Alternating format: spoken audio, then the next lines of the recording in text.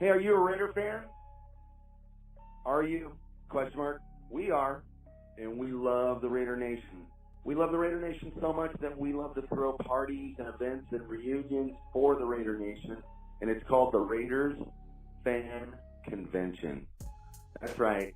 We have parties and we have gatherings for you and all our Raider Nation family. Have you attended yet? Do you know where they're at? Well, there's one great way to find out. Download the Raiders Fan Convention app. It will have the listing of events. It will have Raider music on it. It is a great app to keep you in the loop, keep you hanging out. So what happens at a Raiders Fan Convention? Well, we bring in Raider legends, sign autographs. We have vendors with all your favorite merchandise. That's stuff you've got to have. We've got live entertainment, performers singing Raider music, DJ. We got special events for the kids, raffles, contests. There's food and alcohol available. Sound fun? It is. It's so fun. As a matter of fact, if you want to know, download the app or go to the website, www.raidersfanconvention.com. You can find us on Facebook, same thing, Raiders Fan Convention. Find the event page, find the business page. Get in the loop, get in the mix, come see us all. All your super fans, friends are there. Take photos, have a great time reunion with your favorite family, the Raider Nation. One team, one nation, one group of fans, one family. So download, check the website, find the events, come attend, have a great time, spread the word to your friends and family, and go Raiders. Hey, Raider Homer. This is your boy, the Mob Boss, man. Just wanted to let you know you're doing a good thing with this Raider Homer podcast, man. I'm loving it. And I also wanted to give a big shout out to my big brother Wayne, a.k.a. The Violator. Man, just wanted to say thank you for all your inspiration, for everything you do for the Raider Nation for so many years. You've just done so much for all of us as Raider fans and supporters of the Raiders. We just wanted to say we love you, bro. Keep doing what you're doing. Keep inspiring and get some. What's up, Raider Nation? This is the Violator, and you're watching the Raider Homer channel.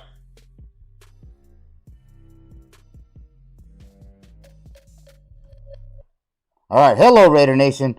Welcome to Monday Nights Live. I'm Raider Homer, and even though shit is getting crazy in real life, we're going to stay calm and Raider on. So tonight, we have a few new guests coming on the Raider Homer channel. First, we'll hear from a die-hard Raider fan. His name is Asylum. His persona is unique, and it fits perfectly within the Raider Nation. After we hear from Asylum, I'm excited to bring on Aimee Zagelow. Aimee is a lifelong Raider fan, and she has worked her way into radio. And I'm proud to say that Raider Homer Productions is producing her new podcast, Take Aim with Zags. We're also going to hear from Raider Tone of M&M Productions and KOS. He's coming on to talk about the Raider Nation Explosion 2, and we'll see what else we'll get out of him. Our fourth caller, or another caller that we're going to have on, is Polo Rodriguez. He's been a strong supporter of the Raider Homer channel for a long time now. It's always a pleasure to hear from Polo Rodriguez. We'll see what he's got to say about these crazy days. All right, so Monday Nights Live has 4 callers, just like a football game has 4 quarters. And Raider Homer's Phone Blitz is the show's halftime segment. So get your calls in by 8 p.m. CST, and I'll play them live on the show. And we all know that football has overtime, right? So stick around because you never know what might happen. All right, with all that being said, I want to give a shout out to Dolores Chapa. Thanks for the patches, Dolores. I can't wait to see you out there on the road. So make sure you check out Misfits Creations and get in touch with Dolores Chapa. She'll hook you up. And my patches, they're not in just yet, but they're in the mail. They're coming. Dead Hair's working hard to get them to you. All right, they'll be here soon. But if you want to buy some Raider Homer merch, you can get these magnets. Now, why would you want some magnets, you ask? Well, because that way when you go get a beer from your fridge, you'll be reminded to watch the Raider Homer channel here on YouTube. So hit me up, Raider Nation, and I appreciate your support. Don't forget to like, follow, and subscribe on Facebook, Twitter, Instagram, and of course, YouTube. Oh, and one last thing. Before we get started, be sure to check out the Only Nation podcast with me and Heidi Stabbert.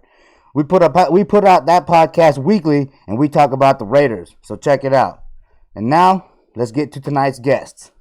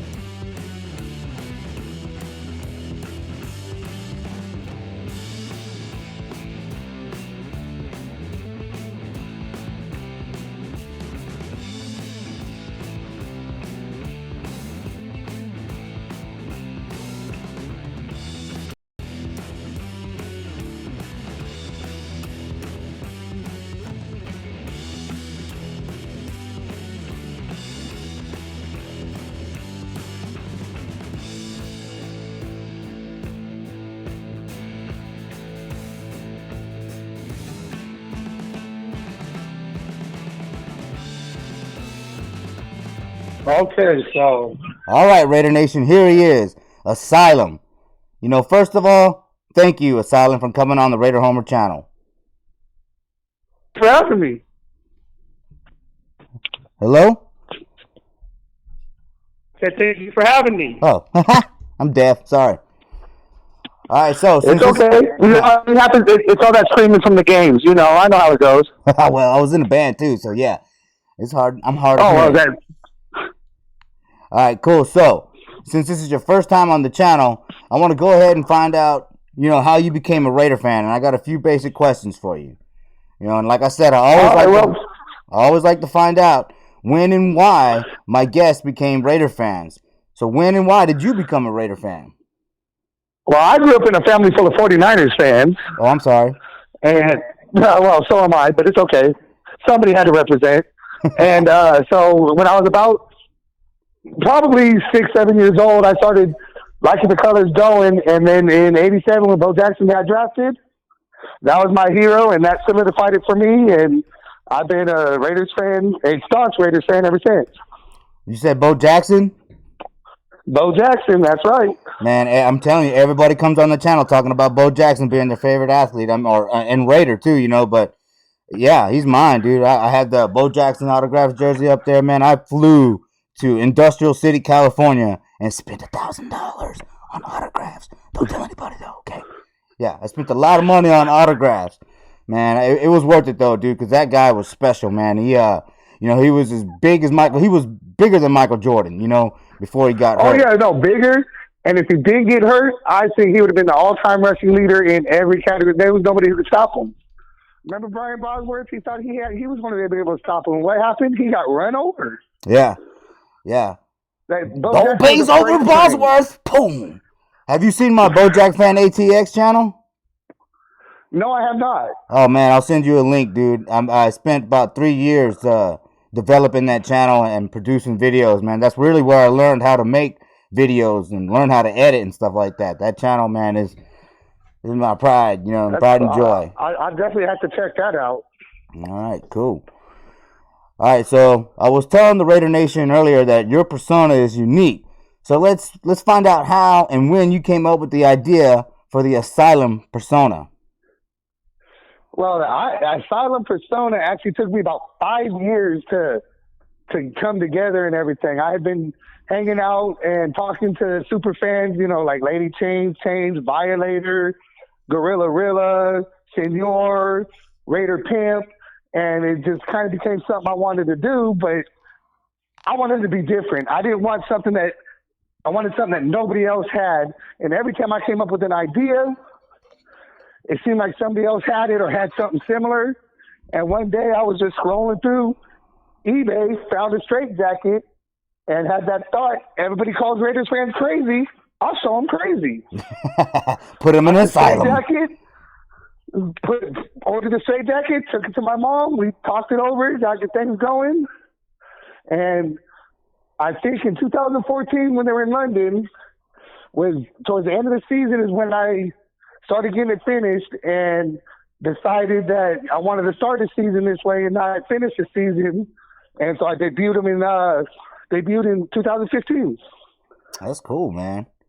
That's real cool, dude. So about how many games did you go to? Oh, I was a season ticket holder up until this year, actually. But I moved to Kansas 2 years ago, so I was going to every game for 14 years. Man, that's awesome. And dude. So when I debuted him, I hit every game as Asylum since 2015, and then 2 years ago, I had to hit a few less games. Traveling from Kansas to Oakland is kind of expensive, but took everything with me. Every game I went to, every game I go to now, Asylum goes everywhere. Yeah, it's not one of those things. It's a part of me. That's cool, man. I gotta say, dude, when I saw you at week 1, 2019 at the Black Hole kickoff party, man, that's badass. I had to get a picture, dude. You saw it when I was calling Asylum. You saw the picture of that other guy and Asylum. But yeah, man, it was cool. It was a great costume, and you got Lyle Alzado's number, and so. I mean, that's perfect, man. That's perfect. That dude was crazy. It is, and it's funny on that one, though, because that wasn't the original number I was going to go with either. I was actually going to go with 14 because that happened to be the day both my kids were born on the 14th. So I was kind of going to go with that, and then one day I happened to have one of those bootleg jerseys. Someone pointed out to me, Alzado spelled wrong. Oops.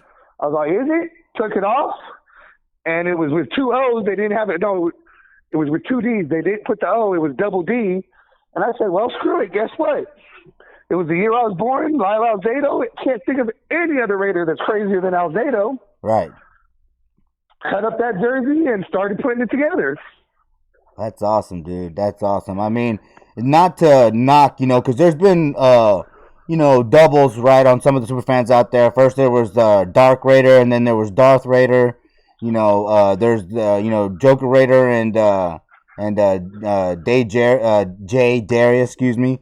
They got the Joker persona, but yeah, I mean it's all good, dude. You even see other Gorilla fans out there and the other fan bases. Oh yeah, well I've seen the Gorilla. You see, they got the Gorilla group that's part of the Miami thing and everything else like that, and it's all great to see. But yeah, it's hard. It's hard to come up with your own idea. Me, I was just defending the Raiders no matter what, and then they would call me a homer, so I just stole the idea pretty much from the homer memes. See, that works so too. I mean, your thing it works great too. I love your thing too. Yeah, well, yeah. I mean, it's kind of fits me. Sometimes I say some stupid shit, but I'm a lovable dad. And then it's a double entendre or whatever. It has 2 meanings. So it's kind of cool. Oh, I'm the same way. You see me at the games. I'm one person. It was a whole thing. I hate taking pictures personally, but I put that on. Asylum loves pictures. Yeah. Like Violator used to say, you transform when you put the gear on. Yeah, just do you. You can't fuck that up. Nope. Shout out to Wayne, man. Man, Wayne has been a strong supporter of the channel too, man. I can't thank that guy enough, dude. Talking about. He helped me out a lot. Yeah, me too, man. He helped me out a lot. I've talked to him many a time. Sat down and gone. He's helped me with my name choice. Him, Lady Chains, and Raider Pimp have been the biggest help to me when I started this out. That's cool, man. There's something about the Raider Nation and I call it the subculture within the Raider Nation. The vendors, the super fans, the entertainers. There's the event coordinators.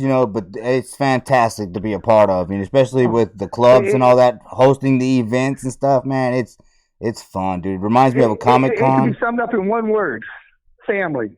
Family. That's right. That's what everybody says, dude, and it's true, man. It is very much true. All right, cool. So to me, go ahead. No, go ahead. No, I was just going to say, to me, that's the only word that could do it. I mean, we're more than just a nation. We're more than anything else. We're just one big happy family. Well, dysfunctional happy family. Yeah. Well, I mean, there's some dysfunction in it, but hey, we're still happy. Oh.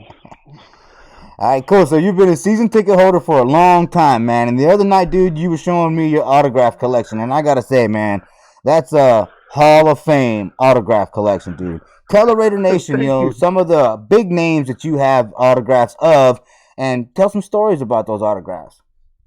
Well, I mean, I got everything from old school to current players. I got Derek Carr, Charles Woodson, got both those at training camp. I got, Stabler, Madden, you can't go wrong with there. But probably I got Jim Otto sitting on the little football pylon. That's one of my favorites. But I have to say, probably my pride and joys would be Fred Blitnikoff autograph jersey and my Ted Hendricks autograph because I went to London and got both those in London. And my family happened for my birthday, got me a Fred Blitnikoff jersey. I know exactly where he's going to be in London. So I went there, wore the jersey, got him to sign it. Turned around and saw Ted Hendricks and said, oh, my God, I got to get his signature too. I didn't have nothing to sign. I looked at my phone after taking a picture, said, where's the marker? Where's the Sharpie? Can you sign my phone? I went around all of London with Ted Hendricks' autograph on the back of my phone, trying to protect it, not screw it up, and everything else like that. I was out there for a week. That's cool, man. That's real cool. Were you also saying that you've got Phil's autograph, right, Fu, and that you've talked to him in the past, right? And then, talk a little bit about that. I got Phil Villapiano's autograph. I met him at the Black Hole and had him autograph it's actually, I wear his autograph. It's the only sacrilegious thing I do.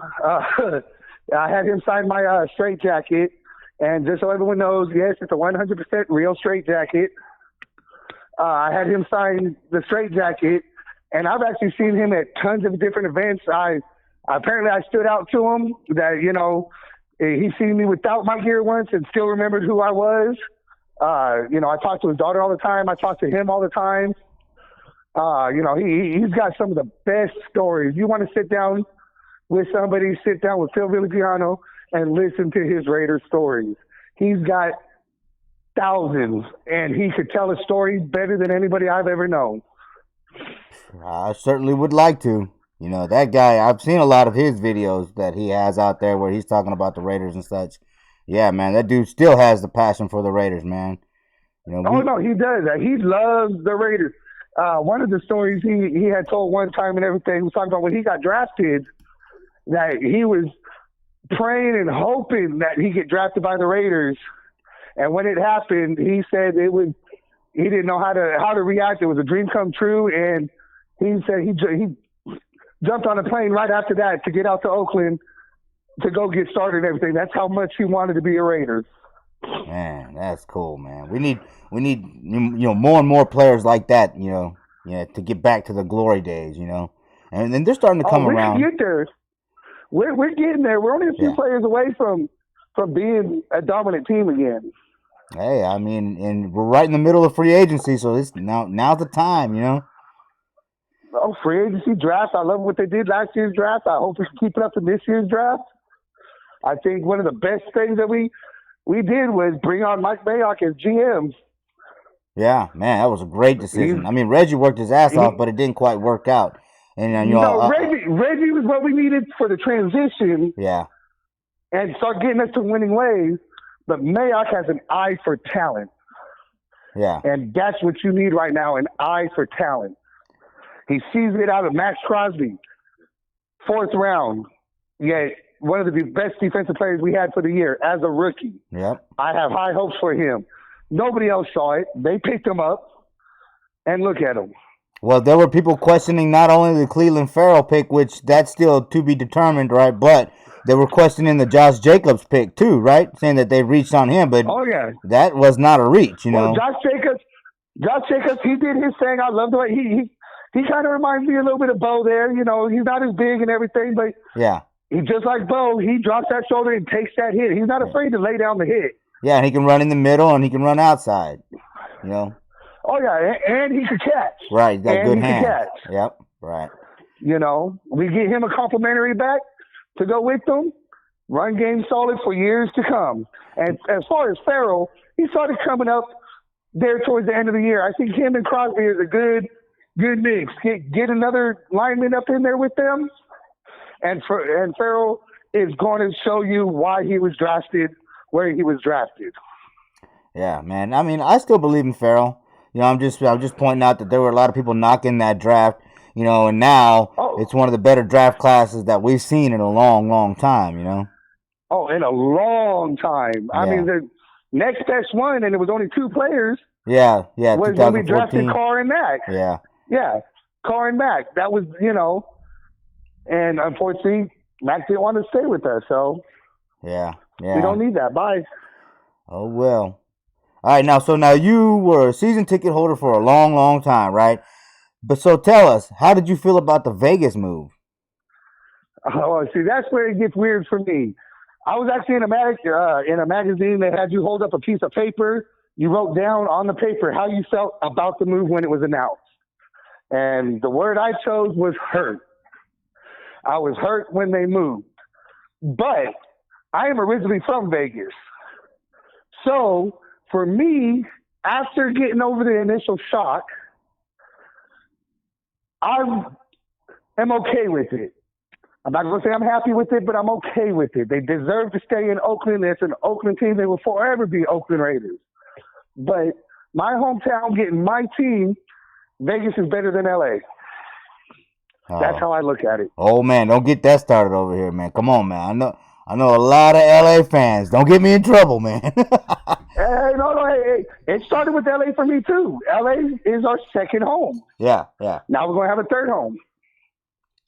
Yeah, I mean that's just what we do, seemingly, right? We move, and hopefully, you know, we can settle in now and win some championships, you know, because there's got to be a lot to a Super Bowl trophy in 3 different cities.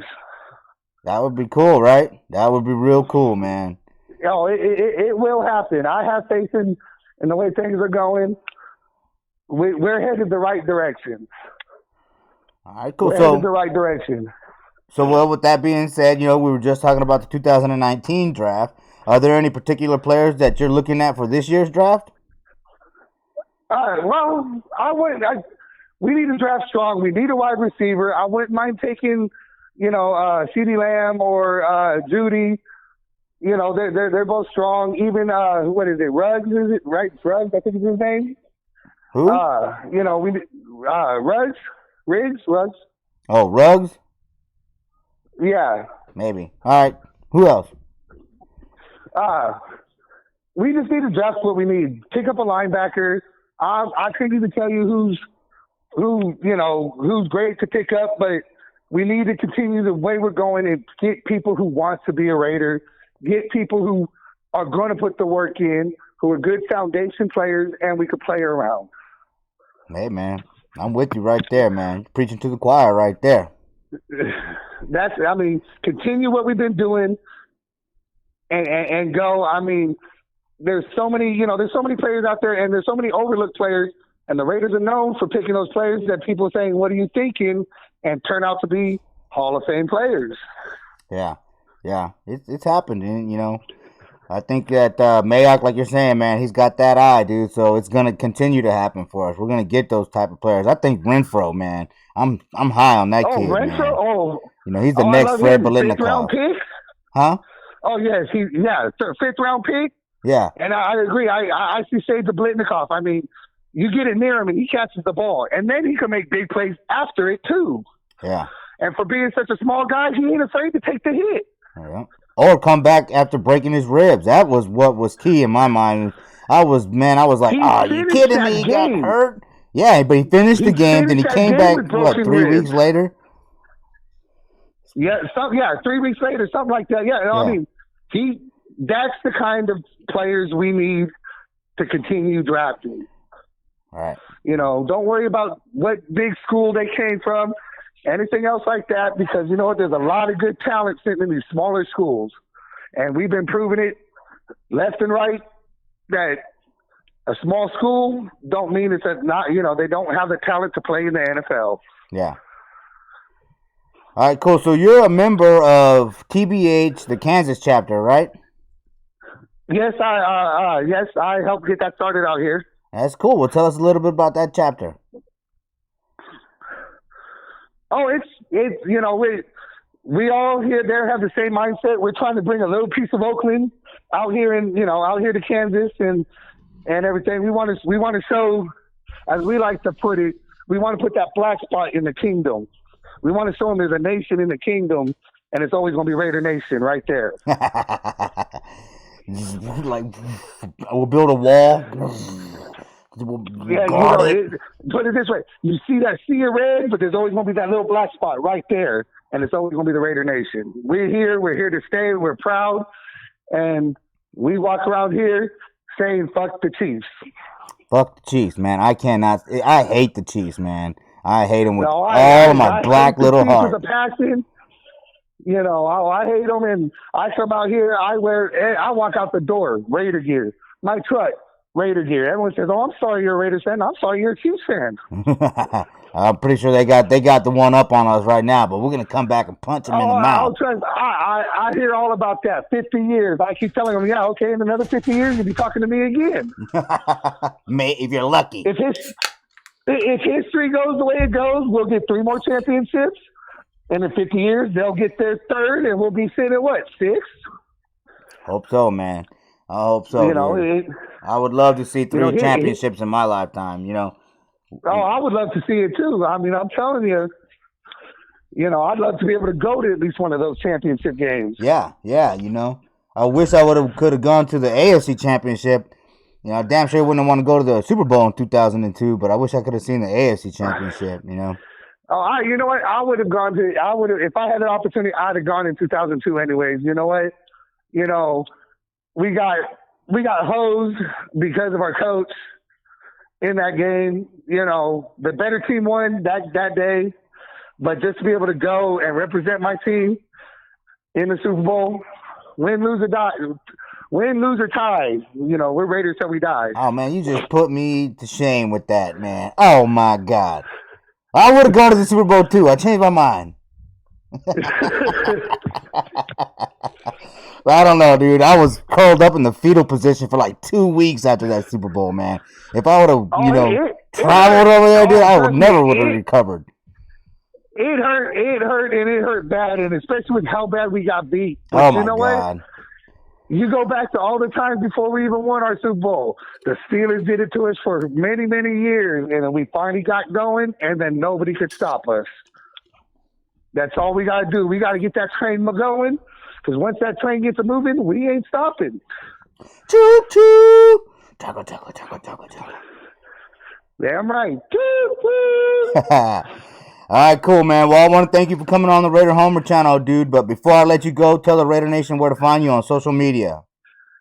I'm on Facebook under Asylum, and I believe I'm on both Twitter and Instagram under Asylum 7. Cool, man. Like I said, I appreciate it, dude. And we'll keep talking about co-hosting that podcast together, man. So stay in touch. Oh, I'm down to you. You got my number and everything. We'll talk about it. We'll see. We'll give it a try and see where it goes. Yes, sir. Yes, sir. All right, cool. Well, I'll be in touch. And right? I appreciate you having me on. I appreciate you coming on. Not a problem. Anytime. All right, cool. All right, Raider Nation. There you have it. Asylum. Check him out on Facebook, man. He's got a great look. You know, diehard Raider fan, man. Talk to him a little bit, man. He's got a great collection of autographs, man. I was looking at it, dude. I was jealous, man. It put my collection to shame, man. But, hey, good for him, good for him. He's living his best Raider life, right? There. All right. Now, our next guest, as I said earlier, worked in radio and is a lifelong Raider fan. And I'd like to thank Mad Max for introducing us. So thank you, Mad Max. And be sure to keep an eye out for her new podcast that I'm producing for her called Take Aim with Zags. Now let me go ahead and get Aimee on the phone.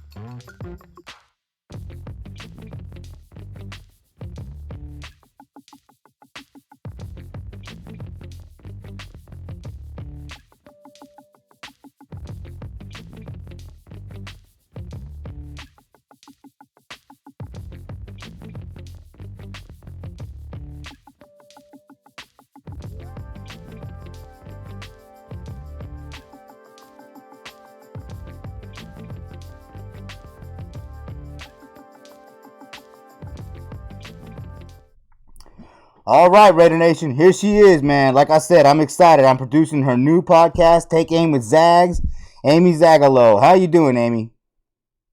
I'm doing well considering everything. How are you doing tonight, Raider Homer? I'm doing well. I'm a little pumped up. Yeah, it's some terrible things going on in the country, but I guess it's a nice thing that the Raider Nation gets together and we try to just get away from that together and enjoy some Raider talk. Exactly. At least we got free agency and the draft on our side still, right? Yeah, and I know you've been excited about the draft. You are all over it. So that's those yes. Yeah, that's those professional radio skills right there. It is. So, I became a Raider fan since the day I can remember. My dad is from the Bay Area, from Oakland, and, grew up in his lap watching games. My mother would come home from the grocery store and, is she really watching football with you all day? And he said, yes, ma'am. And so it started there, and it just continued to develop. I was a varsity athlete. I got into college, majored in communications. And I decided after college I really wanted to give sports broadcasting a go. So I ended up on 750 The Game covering the Ducks and Blazers. And they always, would many years of being teased as a Raider fan, So since I ran the board, I would sneak in some, Raider anthem music here and there, just to mess with the guys in the studio, especially the Broncos fan, Chad Dewing. That's awesome. I'd always sneak in some Raider music right as the show would start. So that was always fun. And so now it just kind of brought me to starting my own podcast, Take Aim with Zags, and you're producing, so I'm really excited. It was due to launch last week, literally on Friday the 13th, and we all know what happened that day. Yeah. Sports paused. So that is going to pause my podcast as well because I want to deliver the best and most accurate content for my fans and following. But all things aside, we still got your show, Raider Homer, so we can still talk about free agency. Well, hold on, man. Did y'all catch all that, Raider Nation? Woo! And she's on fire. Man. Yes, I am on fire. Well, I'm on fire today. Well, you went through the list, that's for sure. So, let's just talk free agency. I mean, there's a lot going on out there. Byron Jones, that's a guy that I wanted. He's gone. Brady still hasn't signed yet. Miami. We just signed. What was the middle line or the linebacker name that we signed? Luke Krasnowski. You can say that 10 times in a row. That's why I asked you to say it. Try that one. No, but I've heard he was a little injured the last couple of years, but he did some really great work. I hear he's a workhorse from some of the insider resources. And so, we're excited to have him with us. In reality, it's same amount of money that Tahir Whitehead was going to be making this year. So it's pretty much a swap in terms of the salary cap there.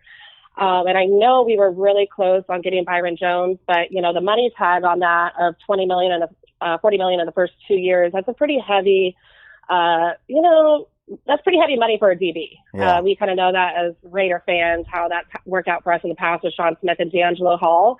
And I'm sorry, I don't want to pay a DB quarterback money. Right. Personally, that's just not a way you're going to set up a dynasty and a healthy salary cap for years to come. So I'm excited to see what happens moving forward. What are your thoughts on the pickup? What? What are your thoughts on the pickup? I don't really know who the middle linebacker is, but what it does do for me is just I don't think that they're going to do what I was saying, which was sell the house for Isaiah Simmons. Now I think that they'll kick back in the draft and take their chances with this new linebacker that they signed, But like I said, Byron Jones, he's off the board. That's one that I wanted. I know that the free safety from the Vikings, he's gone too. He got franchise tagged. So me personally, I don't really know. I quit trying to keep up with what was going on. Like when we drafted Carl Joseph and then what was Jihad Ward in the same draft. I was looking it up and this and that. It's so unpredictable. And like you said, Yeah, I mean it was a high price tag though, $18 million. I thought yeah, it's pretty tough. at first, yeah, go ahead and pay him, but then some of the other people that I've been talking to, they were saying that's just way too much. The guy's giving up too many touchdowns. So hopefully Chris Harris Jr. is Mhm. still available by tomorrow, whenever we can make a move on him. You know what I mean? And I think that he would do well. He plays man. Because the Broncos play a lot of man, right? Right, right. They surely do. Chris Harris is still on the block, so is Darius Slay. Darius Slay will probably cost more than Byron Jones. So I wouldn't foresee us making an offer there. I think Chris Harris is definitely somebody that we're going to go after. I feel like the secondary needs a lot of depth still in case of injuries, and there's no guarantee that Carl Joseph is coming back. One of the hugest things that we need to pay attention to, though, is how this free agency is. I think it's going to move a little slower than in years past because of lack of, especially in that second round phase of free agents, because the NFL is restricting any travel to the facilities for meetings with NFL players. So it's going to be an interesting free agency. And I don't know who's listening or who hasn't seen the news yet, but all OTAs are suspended until further notice. So yes, we are going to get the free agency where we are going to get the draft, but there is no sense in knowing when NFL season's actually going to start. That's So nuts. pretty scary stuff. Yeah. So free agents, it's important for them to get these contracts early so they have that money, especially that guaranteed money or bonus offers coming in right off the bat, because we know not everybody in sports saves the right way as athletes and gets the best financial advice. So hoping, those minimum athletes or in practice squads have a backup plan. I think it's really important this day and age to always have a plan B in life of when your plan A doesn't go according to fashion, right? Yeah. But in all reality, these things are still going to occur. So at least we're going to know what squad we're going to have next year, and then we can talk about that all day once we have those components. Yeah. There and those players to fill in those holes. What is your assessment about the draft? Well, since it's been canceled, I'm highly disappointed. I got my plane tickets. Right. I got to cancel my hotel now. I was gonna broadcast from there. I was looking forward to going there, Right. but public health. Yeah, that's the number one concern. My father. I take care of my father, so I wouldn't want to be irresponsible and then travel to Las Vegas and end up bringing it back home and then my father get that virus, and then that would just be devastating. Right. So I think that the NFL is doing what they're supposed to do. This is a real pandemic. We haven't seen something like this in 100 years. So we got to jump on it. Football, yeah, we all love football, but we won't be playing football if we don't take this seriously at all ever again. Right. So let's take it seriously. Yeah. Let's see what happens. At least the NFL, they gave us plenty of time to cancel everything. Now they're telling us, hey, OTA is going to be pushed back, so that people, aren't necessarily trying to plan for or waiting on the schedule to come out to plan for that, So I think the NFL is taking the right steps. Now, I think that it really hurts the Raiders because Mark Davis has done a lot to bring a huge event like that to Vegas, but you saw a statement today. He says, don't worry about it. We'll be back. We have plenty of opportunities to show the world how we're going to do it. And so, I mean, it's pretty scary. But at the same time, if we all do what we're supposed to do, wash our hands, share the toilet paper, share the food, and watch out for each other, man, we'll be okay. I think we'll be okay. Yeah, and I think there's just that misconception because a lot of people are, watching the news on social media and not really paying attention to why the concern is so heightened. A lot of people are thinking this is a hysteria, and that's just really not the case. The analysts and mathematics behind it are very important going into this, and we have that history with the other countries. And so Spain and Italy are really warning us if we don't take drastic actions now, we could have beyond hundreds and thousands of people that die. And that could be your dad that has a bronchial issue. It doesn't even have to be people over 65. There's an attorney that was announced today that is in critical condition because he's systematic with bronchial issues. So this is something that we ourselves in a healthy age group can not have any symptoms, and transport it to people that do. Because there's been a delay in the testing, and Donald Trump did not take the World Health Organization's guidance in February to start issuing the testing. Now we're 2 months behind of testing. And so there's a lot more people that are actually sick out there than we actually have the numbers for. So I think it's really important over the next several weeks that we listen to the suggestions of staying inside as much as possible. As an extrovert, that kills me. I don't want to sit in the house all day, every day. But, at the same time, we have to look out for each other as a country and make sure that if we buckle down now, we're not going to have issues in this going through the summer, which they are saying it could at this point. So, it is something serious. I'm highly disappointed as well. We were going to meet up there and do shows together in Vegas, but it's just a delay of the inevitable, right? Sports will be played again. It's just depending on when. So, lots of stuff trending still. I know Stephon Diggs is on the block. He tweeted earlier, time for new beginnings. So there's been some tweets about him and the Seahawks, but they would have to give up a lot for him. So it'll be interesting as the days play out. And I just, we're used to all the first round of free agents being done but before even Wednesday happens. And I just think we're going to have a longer period of free agency to monitor just because of the delays in travel and, physicals and that sort of thing. But I think deals are still definitely going to get done because guys need to get paid and we need to still move on from that, right? Yeah. It's things that we can do in free agency without contact due to technology. So it should be really interesting. What were some of the other surprises that in free agency that you were shocked about today? Yeah, like Hopkins, right? Getting traded. Like, I don't know what that was about. That would have been nice if we could have gotten in on that deal. But at least if we didn't, he's out of the AFC now. You know what I mean? Houston's about to fall apart after that, I would think. It's mind-boggling to me the quality of players they're giving up for essentially half the price. Yeah, Calais Campbell went for a fifth, right? And that goes against... for a fifth. Yeah, I was talking to Heidi the other day, and that kind of goes against what I was hoping for, Derek Carr being able to, us get some higher picks for him. That is not looking that good. Mm-hmm. But let's talk a little bit about the CBA. That's still not over. Huh? Yes, the CBA, that was a big one. Yeah. What are your feelings on that? Allowed this. I like some of the changes that were made, adding another team to the playoffs, adding a 17th game for 3 preseason games, not suspending players anymore for marijuana usage. Martavius Bryant, are you listening? No, I'm joking. And so I think there were some really good things that the players got. I also believe that there was 500 players that did not vote, and it was literally a spread of like 100 some votes. I know there's been a cut on some retired athletes and their medical disability and things like that. So it's one of those things where I know there's been always a comparison with the NFL getting similar pay and a CBA together as the NBA or MLB. And right here it just shows you that the players are not as engaged to get things done. When you have a quarter of your league not voting, that's a problem. Guys are not engaged. They don't understand the level that they should care in these negotiations that last throughout their career. I mean, this contract goes for another 10 years, so anybody that's playing now is going to be stuck with this CBA for 10 years.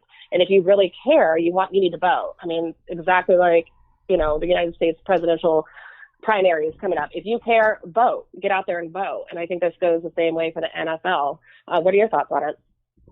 Well, my thoughts are right. Like Polo Rodriguez, he's coming on and he supports the Retired Players Congress, right? So I think that, that sucks that they take such a big hit. But let me ask you, what if, because maybe a little bit more about how it works, right? Working in radio and whatnot. But how do the players get that help? How much of that money does the NFL make that they give to the old players? And how much money do the players make, like the Players Association, how much do they give to the old players? That's kind of where I'm at on that. I feel like you know the if these players, you know, like because me in my mind right there, they won this vote. They voted for this CBA because they got a pay rate increase, right? They got a pay increase. These Yeah, these they are average sharing more of the revenue of the the majority of CBA. the players that are only going to have average career, you know, 3-year careers. They wanted that extra money, you know. So in my mind, how can a player that's in like the top 5% that's making millions of dollars say, I'm going to hold out to make sure I get the most money I can get because I can get injured playing this game, but then be mad about the guy that doesn't make anywhere near that kind of money doing essentially the same thing, signing this deal, that way he gets the most money because he knows he could get injured. You know, so I think there's a little bit of a conflict right there. You know, I think that's why the CBA went through, because I think it watches out for the majority of the players. And, you know, of course, the owners, they want that extra game. And there's been a lot of talk going on about, you know, eliminating the preseason for a long time. So I don't see why a player would be upset about getting a 17th game that actually counts, you know, that might help you if you know, need just one extra win to get into the playoffs, especially since they added teams to the playoffs. I kind of like it. I think that it's a majority-friendly, owner-friendly CBA, and I think that the people that are talking bad about it, maybe they're in that smaller percentage that makes a lot of money, and they're just thinking about their own pockets or something. I don't know. What's your take on that? You know, there definitely was a limitation on the retirement, which typically it's several years and you get a percentage of your base. I had a friend a few years back that left the NFL due to injury. He was actually cut by the Raiders because of a broken hand, but and he had livable wages for a certain amount of time. But that there wasn't any type of coaching on what are you going to do. It's just, you know, it's a business. If you're injured, if you're not that type of a elite player, then you have no guarantee.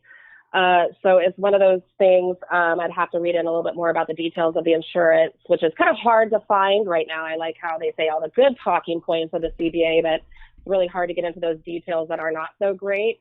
But you know, like I said before, 100-person vote difference and 500 guys didn't vote. I don't feel bad for anybody because you didn't vote. You know, it's just one of those things. You know, you're going to have to find out your plan B. Like taking this time that nobody's working out or playing, what is your plan B? What is your next part of life after sports? And I think that's something that a lot of athletes are going to be looking at right now as a big shocker of, wow, I'm not getting paid. I mean, you have to remember, these athletes right now that are not playing these games are not getting paid. So like baseball, those guys are not getting paid. Basketball players are not getting paid. Any sport that's suspended, people are not getting paid.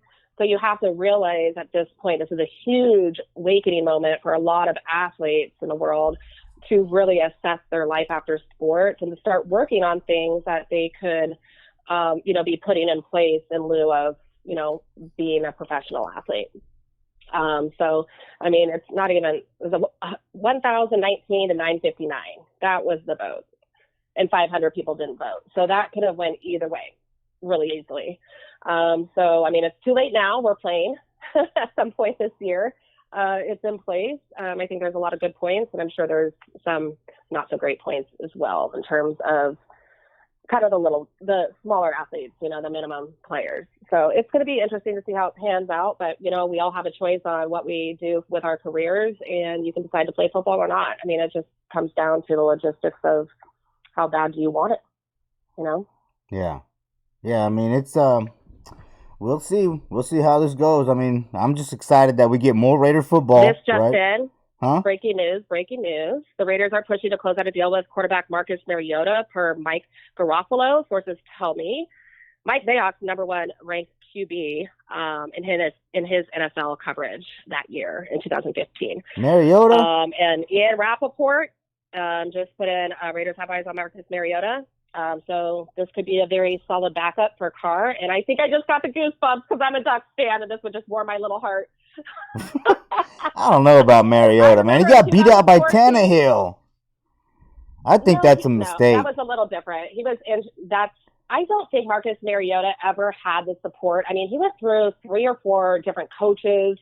He's had a very similar path as Derek Carr, which is interesting. I mean, they literally broke the same foot on the same night of football several years ago. Yeah, it was strange. Yeah. It's strange, but the arm strength is there. The quickness is there. To be able to read in the pocket is there. To being able to read the defense is there. I just don't think he ever had a consistent offensive line is huge and, an offensive system that really catered to that type of quarterback. So I think that was exactly the backup that I wanted for Carr because it'll push Carr to run the ball. It's been a mental block for him ever since he was injured, especially after the back situation. And this is going to push him to gamble more. I think with that offensive line in place, they're both going to feel really comfortable, and we'll see who wins. That leads to the draft. It's just a month away. We have 2 first-round picks. What are your thoughts on that? Well, I mean, I was all for trading the house for Simmons.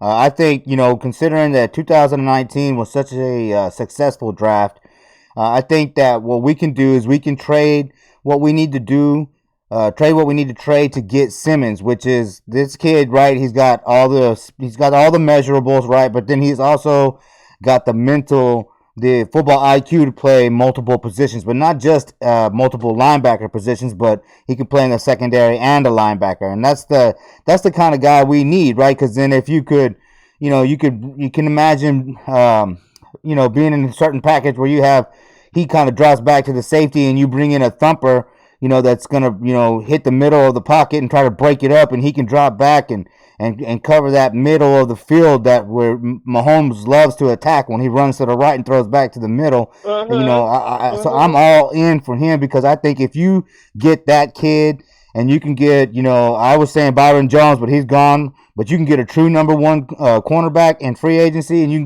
and they just got another linebacker in free agency, then you're pretty much set because we do have a solid defensive line. And Trayvon Mullen, in my mind, is going to be the next Nadi Asamoah.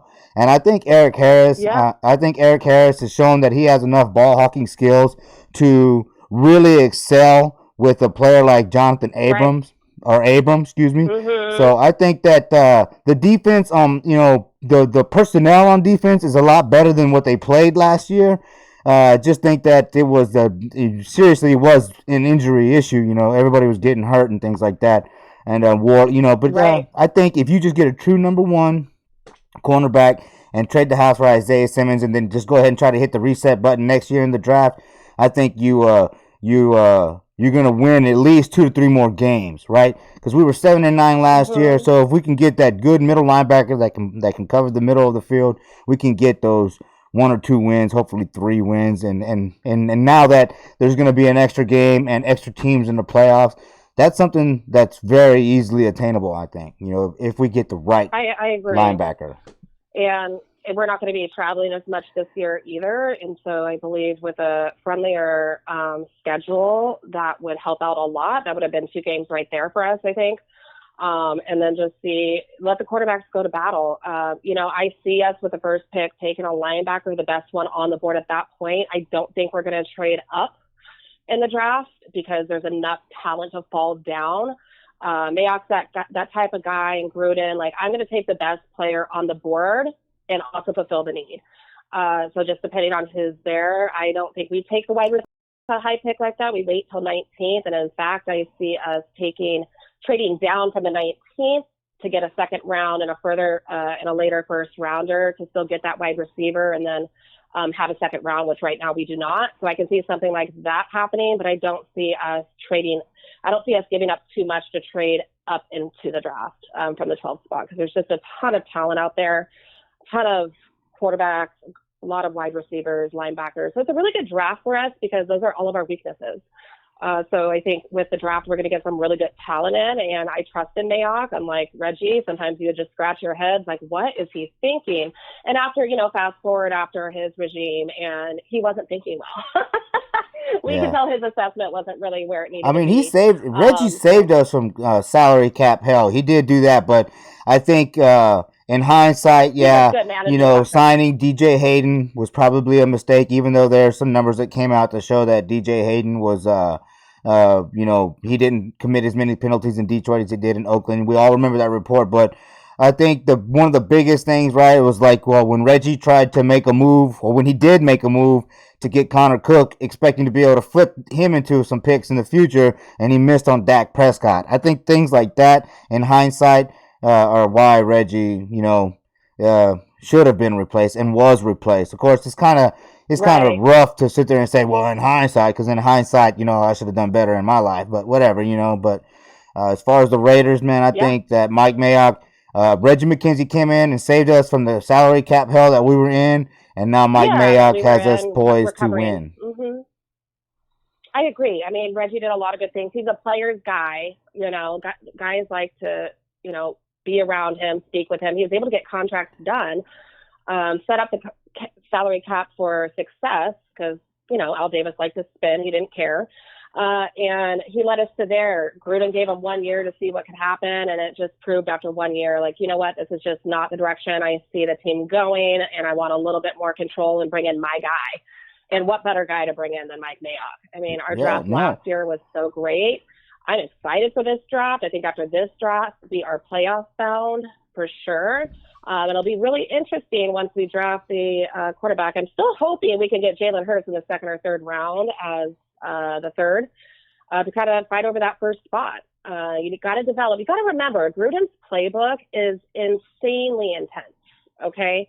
Yeah. It's gonna that's why I don't really like the Mariota thing. Well, that's why I don't like the Mariota. Because, look, Carr was able to get his mind around Gruden's offense because he grew up watching film. But Gruden, if you look, Gruden's his most successful years, right, they were with Rich Gannon, who had already been in the league for a long time, so he knew how to make adjustments and how to read a playbook and learn a playbook. And Brad Johnson, same thing. Mm-hmm. So I think that's why I think Mariota. I'm not sure about Mariota, but I don't know. Tom Brady's still out there. I know a lot of people don't like that, but I'd rather have Tom Brady than Mariota. I'll tell you that right now.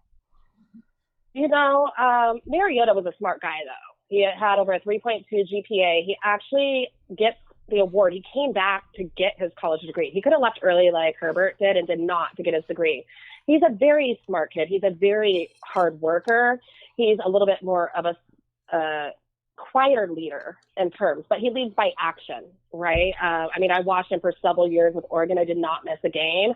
And I think we're lucky to actually even have him on the roster at this point. I think that move right there, which is coming out as it's almost closed, that's just leaves Tom Brady's not going to be a Raider. Let's just put it that way. That's definitely what that means. Already got Marcus Mariota. So I think from here, I think Brady's either going to go to Tampa or go back to the Patriots. I think that's where that's sitting right now. There's the Bears were kind of whispering, the Broncos kind of whispering, but, he's pretty picky and wants the right system for him. And so it'll be interesting to see where he ends up going. But I don't think anybody's going to be as shocked as, everybody thought originally. All right, cool. So, well, you know what? I hate to cut you off, but I got other guests on the line or waiting on the line. So, I'd like to thank you again for coming on the Raider Homer channel. And I'm looking forward to working with you. And I can't wait to see what we do with the rest of the offseason.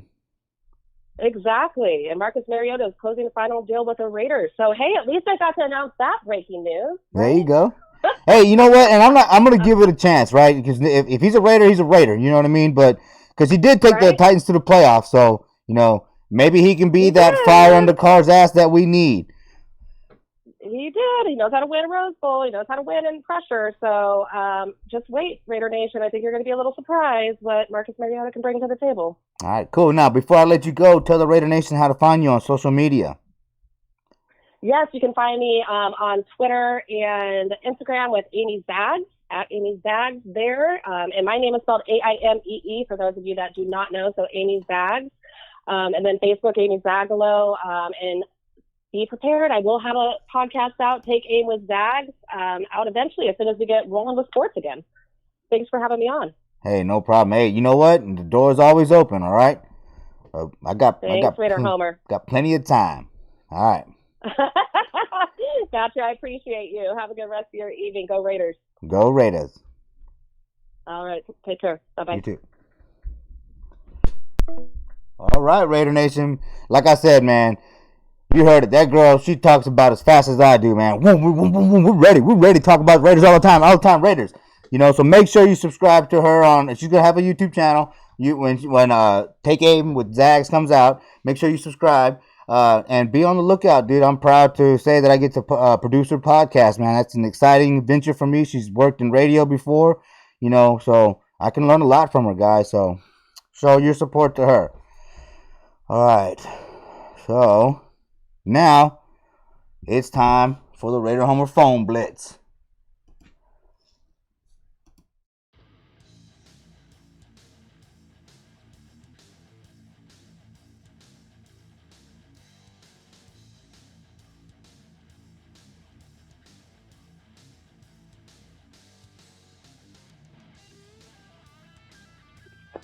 Hey, what's going on, Raider Nation? This is 559 Raider Travis. I'd like to give a big shout out, first and foremost, to Raider Homer, keeping it live.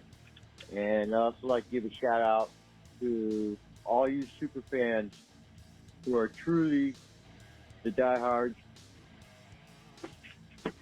So if you're out there and you're a diehard, you're a Raider fan, you're a super fan.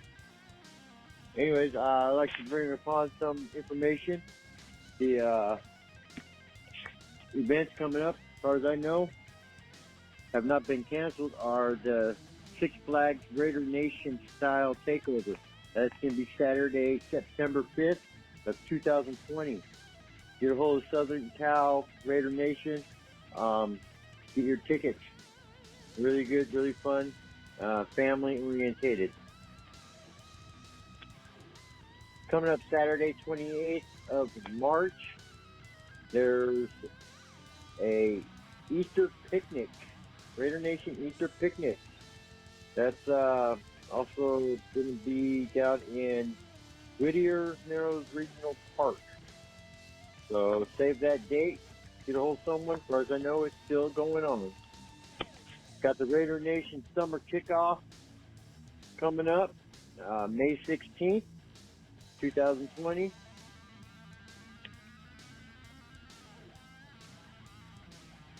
That's going to be held in Bakersfield, May 16th. On July 18th of 2020, Raider Nation Explosion 2. That's going to be at the Madeira Fairgrounds.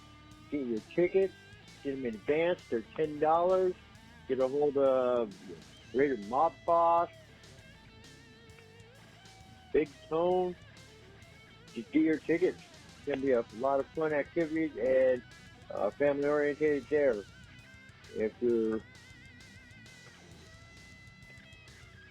looking to have some fun. As far as I know, those events are still going on. Unfortunately, they have canceled out the draft parties and things going on in Vegas at the moment. But I'd like to send a prayer out to all of you listening and to all of you in the world. Stay safe. Do what you have to do, but be civil about it. Don't forget the elder and the infant. Too much chaos and craziness going on in this world. We as Raider Nation need to pull together as one.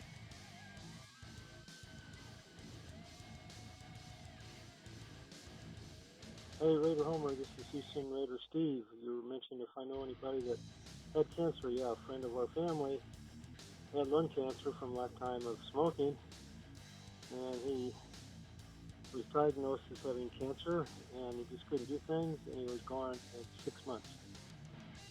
Cancer really sucks. Got to take care of ourselves.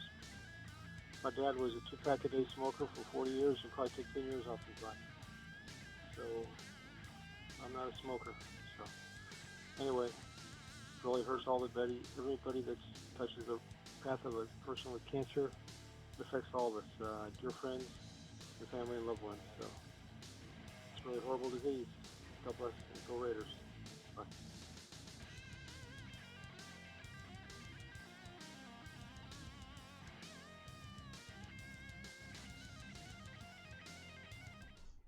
All right, Raider Nation, there you have it. Hey, I want to give a shout out to Raider Travis, man. Thanks for the phone call. And that call from Steve was from last week, from the cancer awareness episode. He called a little later than what I needed him to, so I'm glad I was able to play it for him. Remember, Raider Nation, when you are out there and you see people, having fundraisers and donations, asking for donations for kids with cancer and people with cancer, donate, man. $5-10, do it, man. It's the right thing to do, and it helps show the world that the Raider Nation, man, is about caring and about family. So be sure to donate at any point that you can, man. Any amount of money, and show the world what the Raider Nation's all about. All right. Now, speaking of that, let's hear from Chucky Stuggs.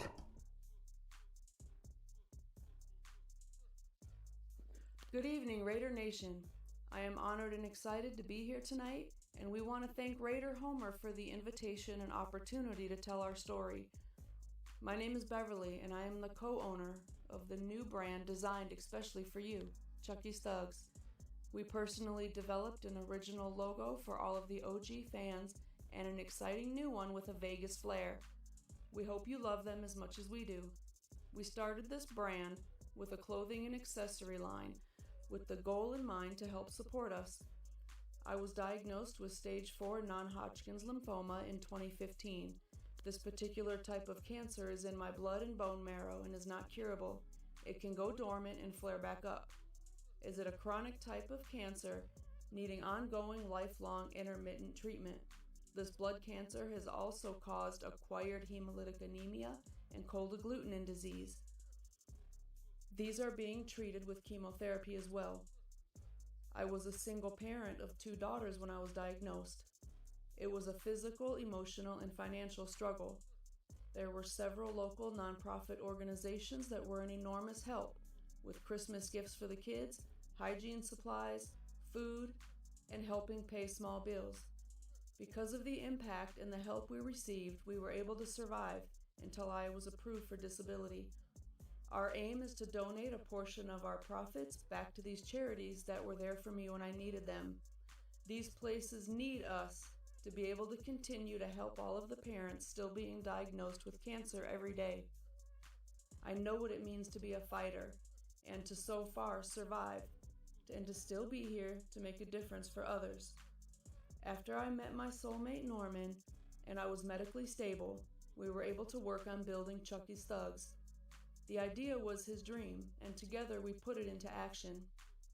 We love the Raiders, and it is a true compliment to be considered the little cousins of the nation. We are currently holding a fundraiser, and with any donations of $10 or more, you can request a holographic sticker, a patch, or a Chucky Stuggs lymphoma ribbon bracelet as a thank you. You can message us on Facebook and Instagram to send us your name and address, as well as providing Cash App or PayPal information to submit payment. Please check out our website at chuckystuggs.com and take a moment to read our full story. And don't forget, a portion of all of your purchases online are also donated back to the cancer groups. We may be the bad boys of football, but we will remain the good guys in our communities. With the help of this audience and the entire Raider Nation, we can make a difference. Thank you for your ongoing support. We hope you have a great evening.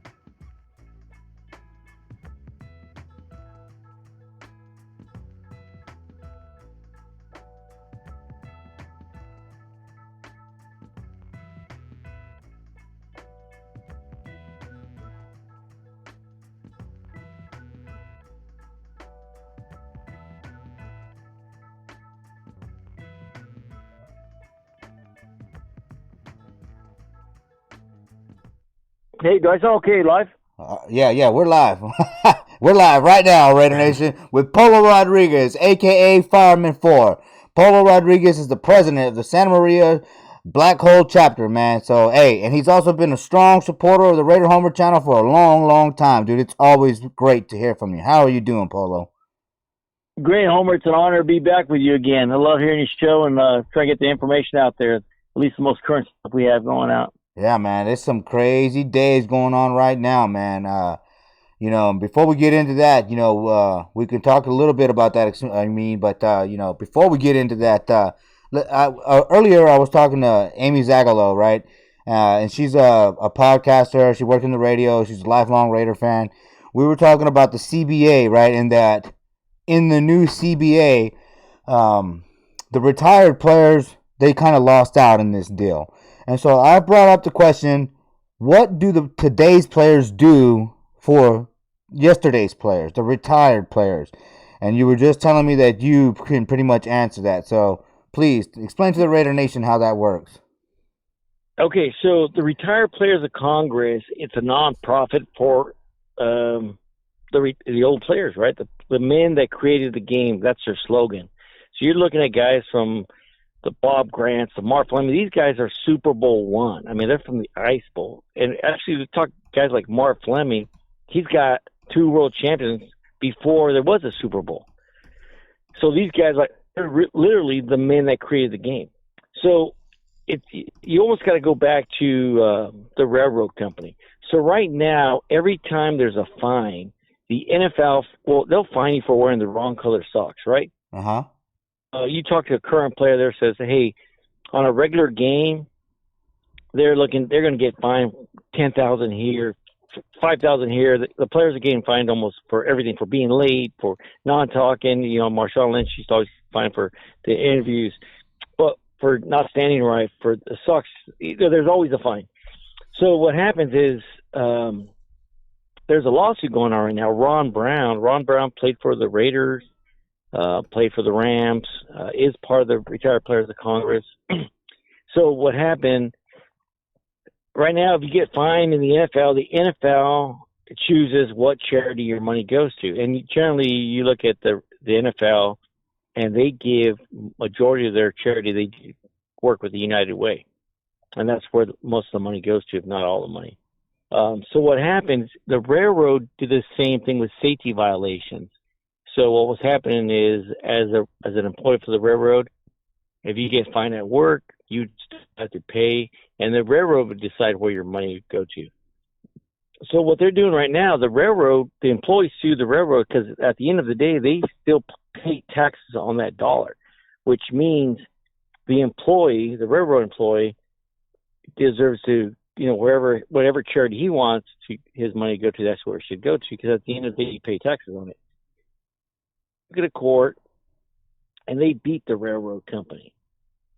And then now the employee of the railroad gets to decide where that fine money, that safety money goes, what charity.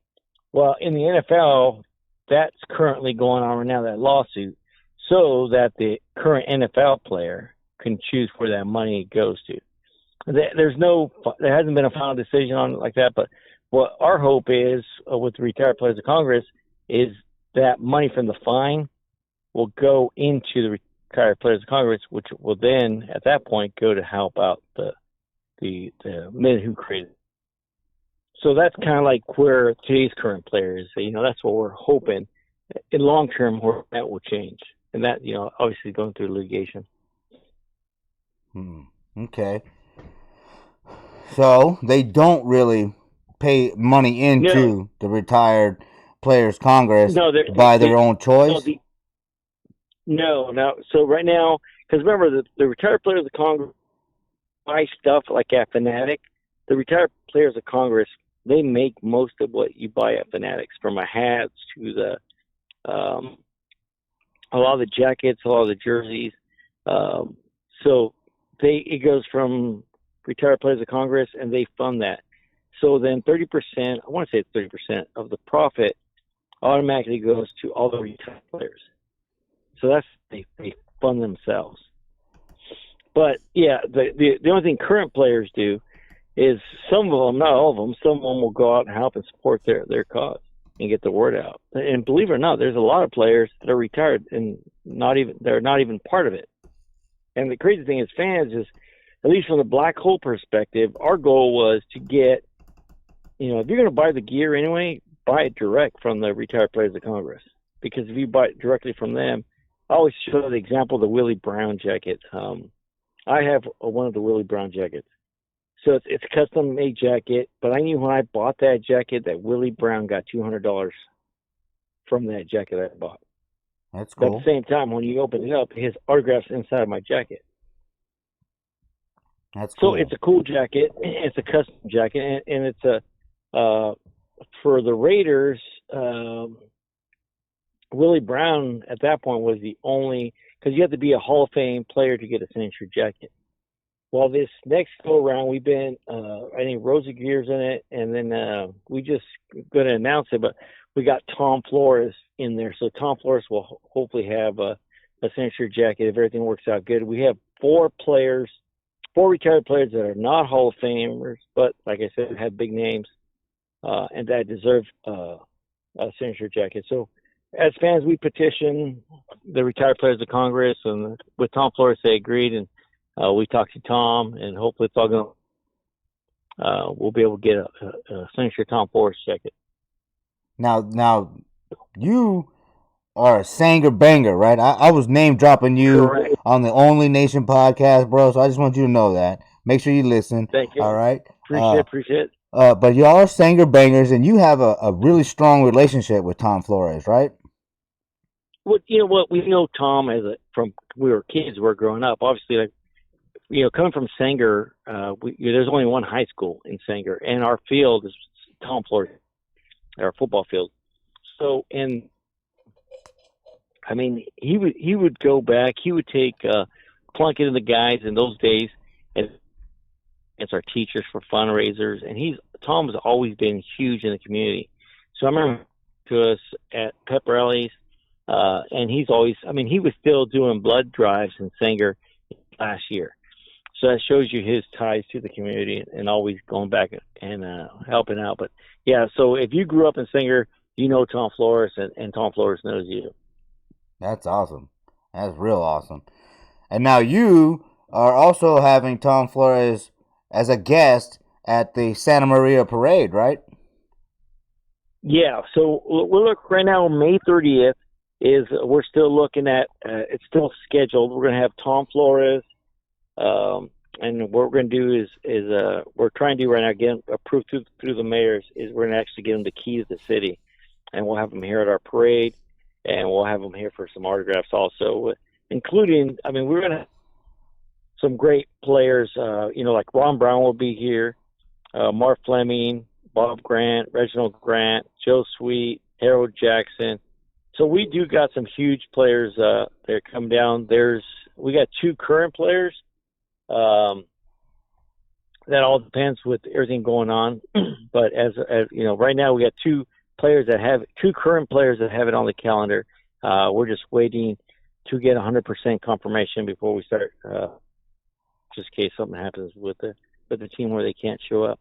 But as of right now, we're sitting with 7 players to show up at the Santa Maria Superfan Parade. And, of course, we'll have all the super fans, your favorite super fans, will be here on the float. And we have that huge, big barbecue and drinks afterwards. And, everything's free. The only thing we do is we ask you support our vendors and, buy some autographs to help us pull this thing off. Yeah, man, I bought my tickets. I'm ready to go. I want to broadcast from there, man. Hopefully you're gonna see me with the laptop strapped to my chest and a camera and a microphone. I'm gonna walk around with my mask on, interviewing people, man. I want to take the Raider Nation there. I want them to see what I see, because I mean, what I've seen from the pictures of last year, man. Mad Max was telling me y'all had a great time. Violator was telling me y'all had a great time. You've been telling me y'all had a great time, dude. So I had to go, man. I had to go. Oh, man, we can't wait to have you here live. We'll get you on the Superfan float. This year I know we got that Raider truck coming from Denver. We'll have our truck by DNS Trucking with Sal Vargas, one of our sponsors. We'll have the trailer. And then we have access to the flatbed. So just in case it keeps growing, so this year we're sponsored by B and Santa Maria Yamaha, which is going to be cool because that's going to give us convertibles for the off-terrain vehicles from the Yamaha as we drove around last year. We're excited. We're excited to pull it off, and we got some special gifts for the people who show up and come out and support us. Man, I talked to OG Raider Ray, man. He's coming on next week, man. I'm going to have to get some clarification, man. Y'all guys, I got to figure out who won that tournament, man. That bowling tournament, week one. I call Ted Hendricks on that. I call Ted and I go, hey, Ted. He goes, you're talking about the guy with the hat that lost to you during bowling? I said, okay, that's good enough for me. If Ted Hendricks, the stork, will say Raider Ray lost right there. I mean, he said that. When I said, do you remember OG Ray? He said, you're talking about the guy with the hat that lost to you during the bowling tournament. That's good enough for me right there. If the stork says it, it's got to be true. All right, that's good enough for me too then. Maybe I won't bring it up anymore. No, you bring it up. I think what we do is we bring Stork on, we bring Ted Hendricks onto the show just to say, Ray, what was the score? Just so the Stork can refresh his memory. I don't think he's going to argue against the Stork. I bet he wouldn't. yeah, get a beat down for the Stork. All right, cool, man. So you mentioned that you were still there, and we that y'all the Santa Maria. So it adds a little bit more to our job, but we understand what's kind of going on. And, there's a huge run on things. If you look at the panic shopping, but at the same time, everybody's, you look at Northern California right now, we got 6 counties that are locked down. I just got off the phone with Droopy and he's got off work. He's the mailman, which means he's still got to work every day. But he says it's rush hour right now and he's driving 70 miles an hour on the freeway. So there is a big, and all we're trying to do is curve what happened in Italy. In Italy, as most people know, we're 2 weeks behind them. So we're trying, we got lessons learned, what mistakes they made, we're trying not to make them, and we're trying to clear this thing up from the EMS perspective. But from the Raider perspective, hey, you know what? It's the same message. It's wash your hands, cover when you cough or sneeze. Don't touch your face. Keep that 6-foot distance. Stay home.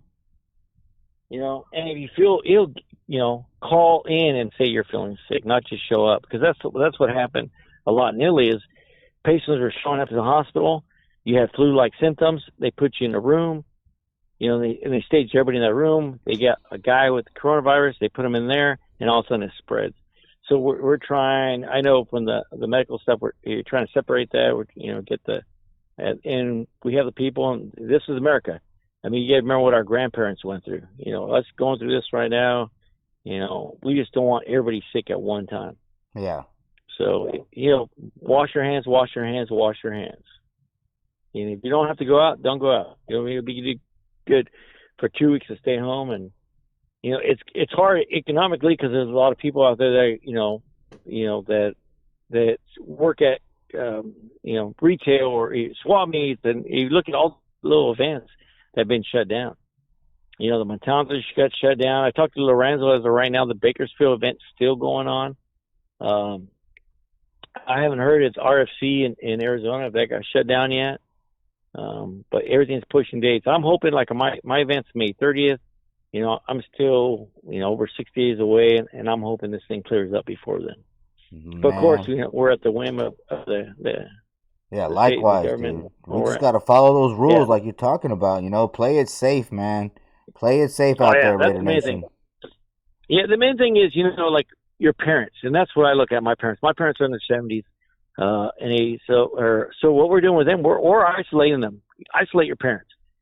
Stay away from your parents. Keep that. Go in, give them food, leave them supplies, keep them indoors if you can. Do not have them babysit your kids. Your kids can actually have it without showing any symptoms, pass it on to older generation, and we just got to make sure we take care of our older generation. That's the thing we have to look at as Raider Nation, is take care of our parents. So, Man, I agree, man. Hey, thanks for coming back on, man. Like I said, you've been a strong supporter of the channel for a long, long time. Shout out to Raider Droopy, man. I talked to him today. Shout out to OG Raider Ray, Sammy. Y'all guys out there are working hard, man. Shout out to Cisco, all the Black Hole out there. Keep it up, man. Keep doing the good work, dude, and everything will get back to normal. Yeah, and like from the Black Hole perspective, we got a new website being launched, The Black Hole. Hopefully we'll get it up in 2 weeks. We'll have new packages. We know we have a lot of members out there that are missing stuff. I've been told all that stuff's going to be taken care of with this new system. So, people that are missing cards, certificates, let your chapter presidents know so we can get a list and hopefully we can get that caught up. On the compa side, we have a 30% off of all orders over $40 at the www.m4lifers.com. That's Compa Fabian. You get 30% off, and the code is F Corona. F Corona. Use the code for 30% off. He's got those new vinyl can covers. They're pretty cool. I don't know if you've seen those yet, Homer? Yeah, I've seen them. Man, Fabian's killing it, man. Yeah. He's doing a lot of work, and right now he realized, he goes, man, there's a lot of people out there. He goes, put that. He goes, I'll give you the code. Give him 30% off. Well, I appreciate and place some it. orders at, like I said, at www.m4lifer. So. Well, get there, Raider Nation, man. Raider Nation. Raider Los Nation. Compas are always taking care of the Raider Nation, man. If y'all don't know what the Compas are, you better watch the Raider Homer channel because you're gonna learn. So shout out to Los Compas. Hey, you know what? He got with Namek, and there's a new song coming out. It's called License to Rep. And I got a sample of it the other day, and I was like, wow, this is going to be that new song. We always get them Raider songs that just hit. This is one of them going to be bumping. I can't wait till it comes out. He's going to have with Namek, and it's Namek puts it down every time he comes up with them Raider songs, and he worked with like I said, with Compa Fabian on this one, Chewy Baca, and he got shout outs to everybody on that thing. It sounds pretty sweet. It's hard, and I can't wait to be bumping in my truck on a CD. Hey, man, make sure you tag me when you post it, man, and I'll bump it in my dude, work I can't truck. wait, man. Yeah, that's the thing is I was listening to the other day, and he sent it to me, and I was like, oh, okay, what? It's a song. And I started listening to it. I said, oh my God! Then I heard it. I'm like, dude, this thing is hard. And I can imagine us being at the tailgate or being at the game, and this song coming on because it's I think it was one of him and Mike D. Chill. They're the rappers I love the most from the Raider Nation. Yeah, man. Mike D. Chill's been on the channel, man. He's a cool guy, man. He's got some good music, man. Hey, shout out to Ford Up too, and then Raider Boys. Ford Up, and he got Big Mac.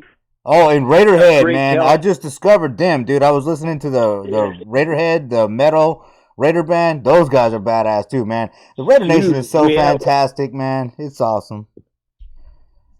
Yeah, they got that that Beatles song. All we are saying is give peace a chance. But I love that song. Yeah, that's cool, man. All right, man. Well, hey, before I let you go, tell the Raider Nation how to find you on social media. Hey, come hit us up at Santa Maria TBH or the Black Hole on Santa Maria on Facebook, and just follow all the Black Hole pages, and we'll see you out there. And like I said, keep fingers crossed, keep washing your hands, and we will see you May 30th in Santa Maria at the Superfan meet and greet and the parade. Oh man, I'm excited, man. I'll be there. All right, Homer. We'll take care. All right, Polo. Take it easy. All right, bye. Well, there you have it, Raider Nation. Polo, man, he's heavily involved in the Retired Players Congress, man. Get there, right? You can buy those that merchandise that they sell, and it directly helps the players. So check it out, man. Go to their website, and you know what? If you can still get to the Santa Maria Parade, get there, man, because it's gonna be fun, dude. It's gonna be fun. All these events that are being canceled, man, as long as everything works out, I'm pretty sure that everybody that was supposed to go to these events that are canceled are going to be at the Santa Maria Parade, right? All right, and hopefully, right, like you said, the RFC is going to be okay too. I would love to go to Arizona, man. There's a lot of badass people in Arizona that are part of the Raider Nation over there, man. Y'all have seen them on the Raider Homer channel a whole lot. All right, now, our next guest is Raider Tone. Now, Raider Tone, man, he's a cool guy. You've seen him live on Facebook all the time. He just sits there like the Godfather, Make sure you get your tickets. Always messing around with Lizette and all this and that, man. It's an entertaining show, man. Make sure you subscribe to him, man. He's fun. So let's go ahead and get him on the line.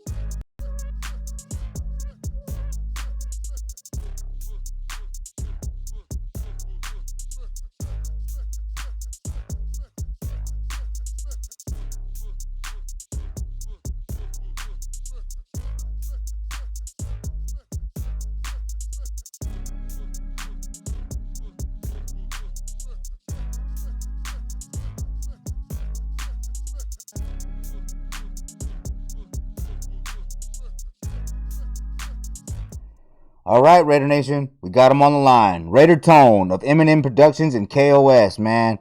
Hey, thanks for coming on the channel, bro. How are you doing tonight?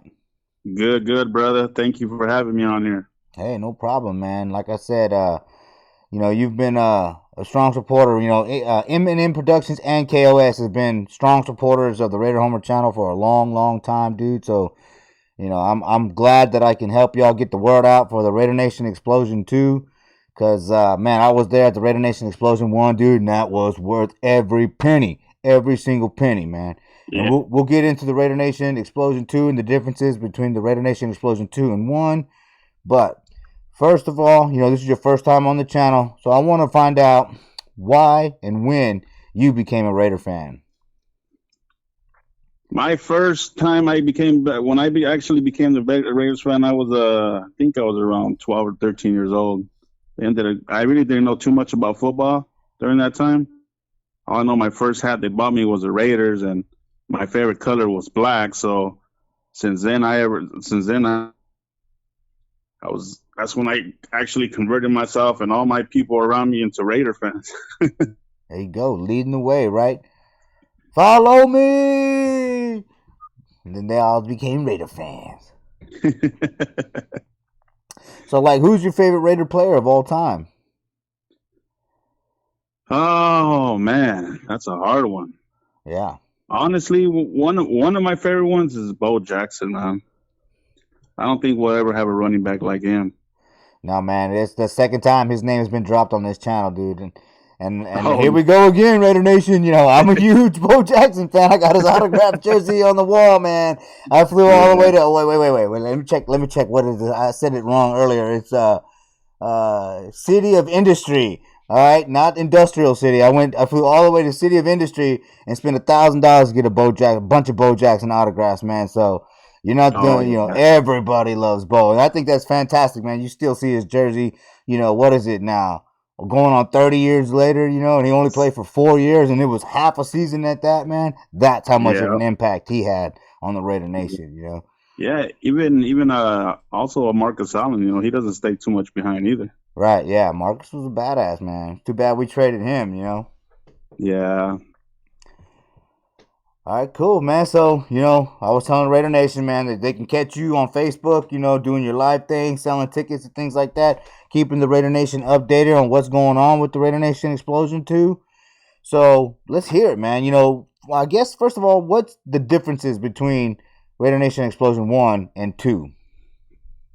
Well, like I said, our first one, it was something that it was actually our first show, so we had still a lot of things to actually learn about events. But I mean, our first one, I think it was pretty good, Oh yeah. And definitely, I mean, the people that missed our first show, I mean, you guys don't want to miss the second one that we're going to throw out here, because last year, we ended up planning it about a year in advance. So, it was a lot of work, but we got everything taken care of.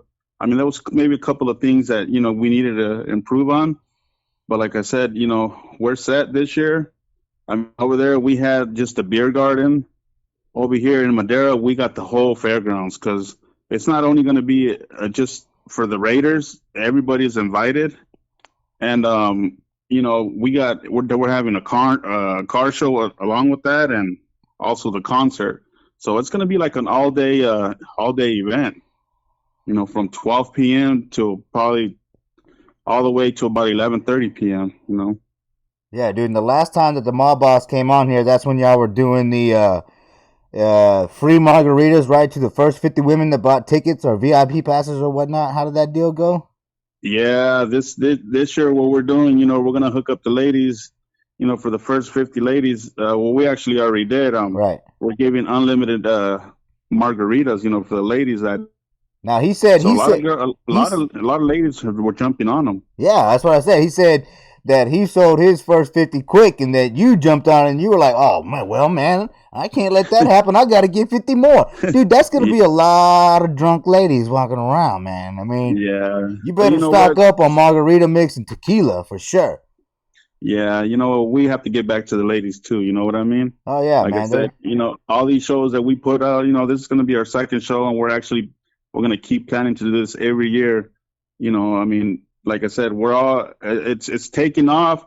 So, I mean, don't be surprised if we end up hitting your guys' cities pretty soon, Hey, man. Hey, I'm trying to pull some strings here in Austin, Texas. And if it works out, I'd love to have y'all come over here and I could help y'all with that, man. That would be great, dude. Because, one thing, dude, when I went to Raider Nation Explosion, dude, I saw what it was about, the vendors, and y'all were the event coordinators and things like that, and there were super fans.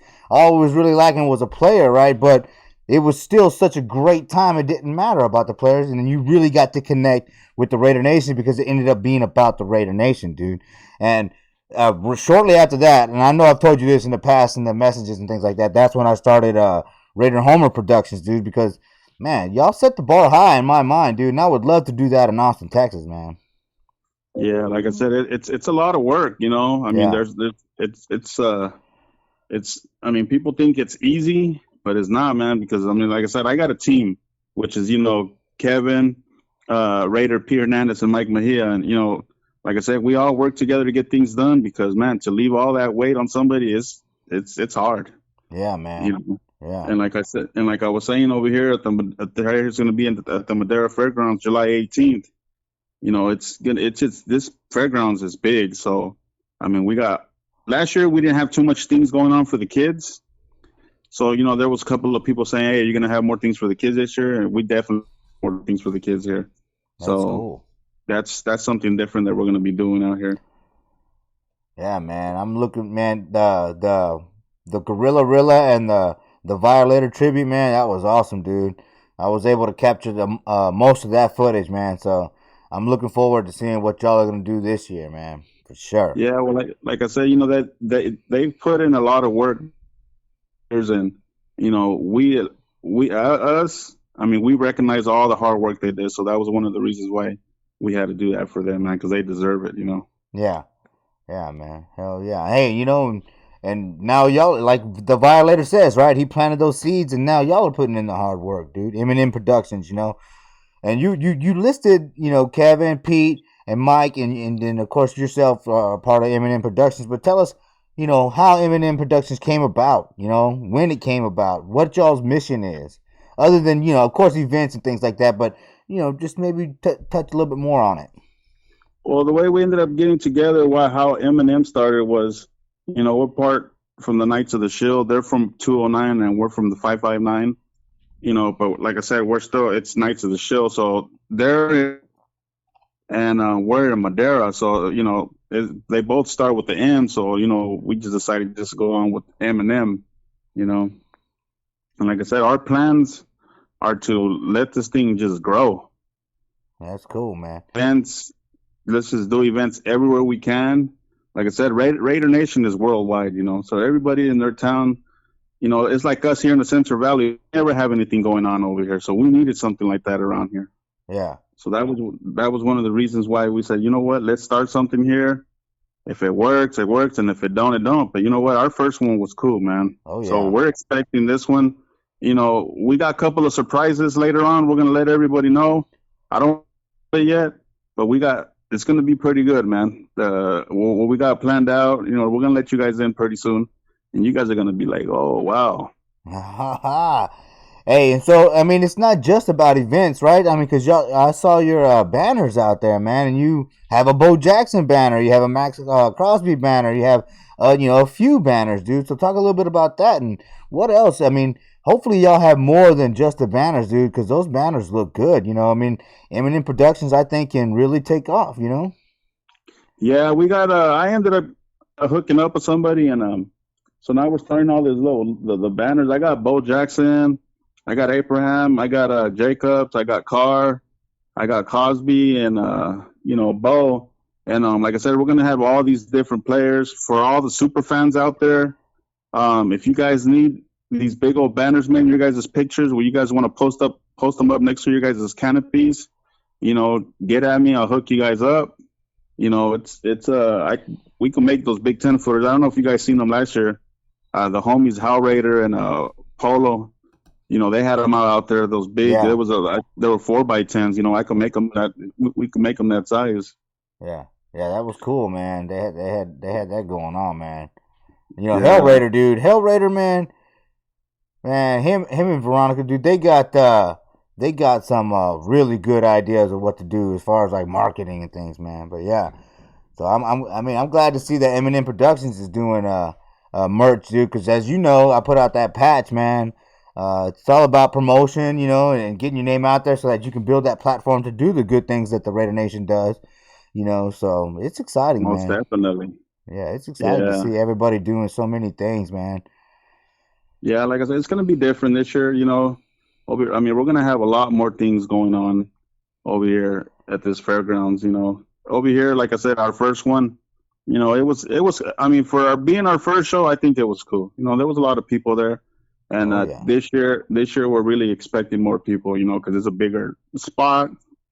And not only that, we got the car show's gonna bring like a whole different crowd also. So hey, dude, I used to love Lowrider magazine, dude. So I'm all about the car show, dude. I want to get in. Can I get in one and hit the switches? Huh? Oh yeah, we definitely. Like I said, I got a lot of boys out there with cars with switches. You want to jump in one of them? Man. Like I said, it's for lowriders, hot rods. Like Double G says, picture me rolling. All right. We're gonna have like I was saying, lowrider cars. We got monster. We're gonna have trucks. We're gonna have hot rods. We're gonna have original classics. We're gonna have lowrider bikes, motorcycles. Man, it's gonna be pretty much open for everything. Badass, brother. Badass, man. Congratulations, dude, on everything coming together for you, man. I see a lot of people responding to those videos, man, dude. Sharing those videos, man.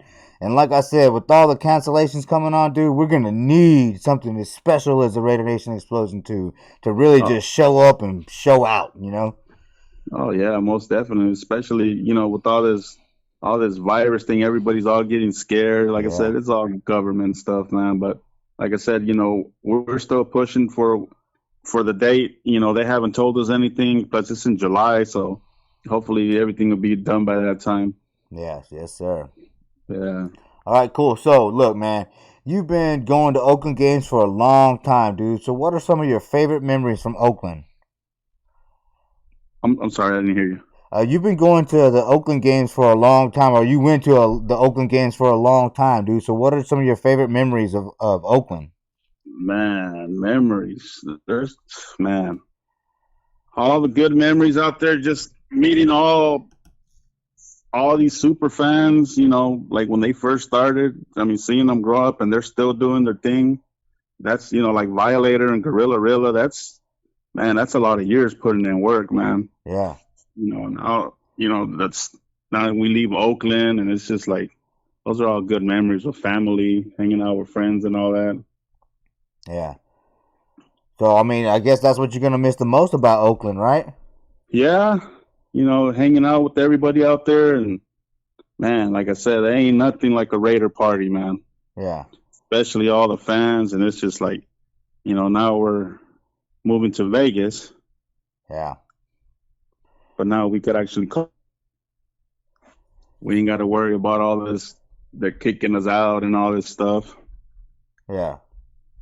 Yeah. So I mean, at first, how did you feel about the Vegas move? I mean, I guess you were upset, right? Obviously, right? Oh, most definitely. Yeah. Nobody wanted to move to Vegas. Yeah. But I mean, we got to get a home somewhere. You know what I mean? Yeah. So I mean, you had to. So about what time? When did you really just say, "Hey, it is what it is. Raiders for life."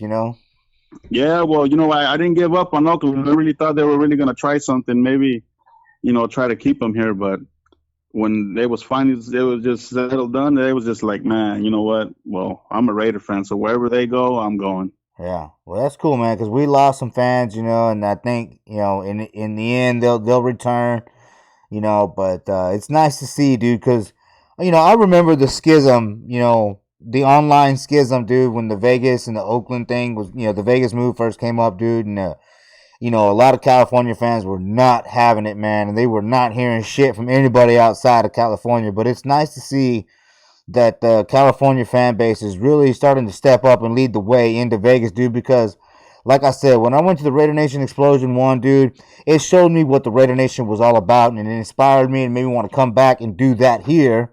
So I love seeing, the Oakland natives and the California natives moving into Vegas and getting ready to show the Vegas how to do it. Because as we all seen that Vegas Nation, we don't, no, it's a lot, it's way more smooth than that, the Oakland flavor and the Oakland tradition. So, like I said, I'm glad to see y'all guys preparing the Vegas Raider fan for what it should be like. Yeah, but it's going to suck, man. I mean, I don't know if they're going to let our super fans still go in there dressed up. Everybody's saying that they're not. But, it ain't the same anymore, if they don't, Yeah, that's true. That's going to suck. But that's why events like the Raider Nation Explosion 2 are so important, because whatever they decide to do at the stadium, you're still not going to stop the Raider Nation. This is a movement. This is a family, man. This is a subculture. This is something that you have to be a part of to understand, man. So, kudos to you guys for putting together events that keep that Oakland flavor and that Oakland tradition alive, man. Yeah, and like I said, it's a long way to the game start. So, I mean, that's what I'm saying. We're just trying to get all Raider Nation fan base here. Come to the fairgrounds. It's going to be cracking, man. Then we're still trying to work on an after party after that because, Raider fans, boy, we like to party. Send the kids home, and it's time to have fun. Right? They call the Ubers for all those drunk girls, too. Oh, man. Definitely, yep. Oh, man. All right, cool, man. So, hey, I mean, is there anything else you'd like to talk about?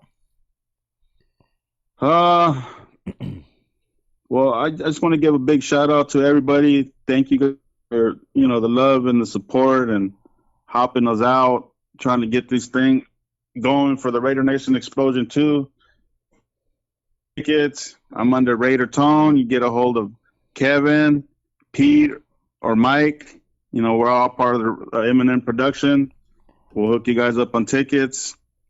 Now that we're on here, if today anybody decides to buy 5 tickets, I'll give them 2 for free. So buy 5, get 2 free. I'm going to give you guys a hookup. And like I said, we appreciate everybody's support and love and helping us out. All right, cool, man. So before I let you go, tell the Raider Nation how to find you on social media. On Facebook, I'm under Raider Tone. Go ahead. You guys want to add me? And then you guys will go under our page is M&M Production. And for anybody that's coming from out of state, out of town, We got hotel reservations. It's going to be at the Hilton.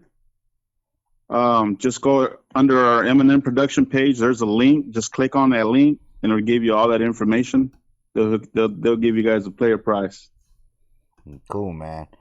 I appreciate it, dude. Now I'll get you back on here, dude, as we get closer to the Raider Nation Explosion 2. For sure. Thank you. All right, bro. Have a good one. All right. Well, there you have it, Raider Nation. I got to tell you, man, I went there. I went to the Raider Nation Explosion. It was badass. It was the first time I ever met the Violator, dude. And it was cool to come up to him and then give him our little card, and he realized who I was, dude. And then I saw him in week 1 of the kickoff party, and he still recognized me, dude. Get there and meet your family face to face. Meet them in person. Get to know them. Talk to them a little bit. Shake their hand. Give them a hug. Buy some of their merch. This is where I got those patches. I got a bunch of these patches from there, man. Get there. Find out what it meant to be an Oakland Raider fan. It's in Madera and everything, but that's pretty close. It's in the same Bay Area. So get there, man, and experience that California flavor, man. It's something special, man. It's a new, horizon on, for us going into Las Vegas, man. But we will never forget what it was to go to Oakland or to be an Oakland Raider fan, dude. And don't forget, right? Every January 30th here on the Raider Homer channel, we celebrate the legends of Oakland. In a show called Oaktown Legends. You've seen the patches, you've seen the magnets. There will be hats and shirts out there. So hey, get there, man. Get there and show your support. Now, as I said in the beginning, right? We all know football has 4 quarters. That's why there's 4 callers on Monday Nights Live, right? Now, I also said stick around because you never know what would happen. There is overtime, in football. And when I overbook, we get overtime here on Monday Nights Live. So, we're going to hit the East Coast. We talked to the West Coast today. We talked to Arizona. And we talked to Kansas. So, we're going to hit the East Coast. And we're going to get a unique perspective from somebody that, man, this dude's vocabulary, I'm just writing the shit down when I hear him. I got to use that too. This dude knows how to talk, man. He knows the shit about the Raiders, man. He's a lot of people, he's a part of the 4 Corps. He's a part of the Silver and Black Empire. You may know him as the bringer of wins, but most people know him as Black Thanos. So let me go ahead and get Black Thanos on the phone.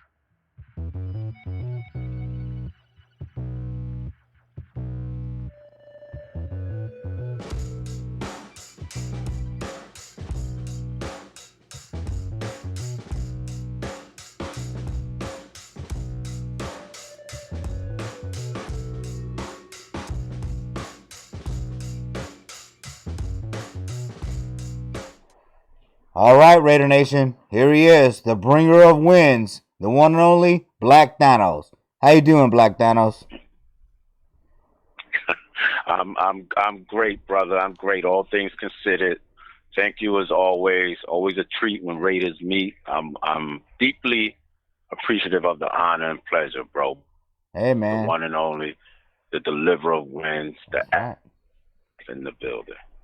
Hey, man, it's an honor to have the deliverer of wins, on the Raider Homer channel, dude. You too.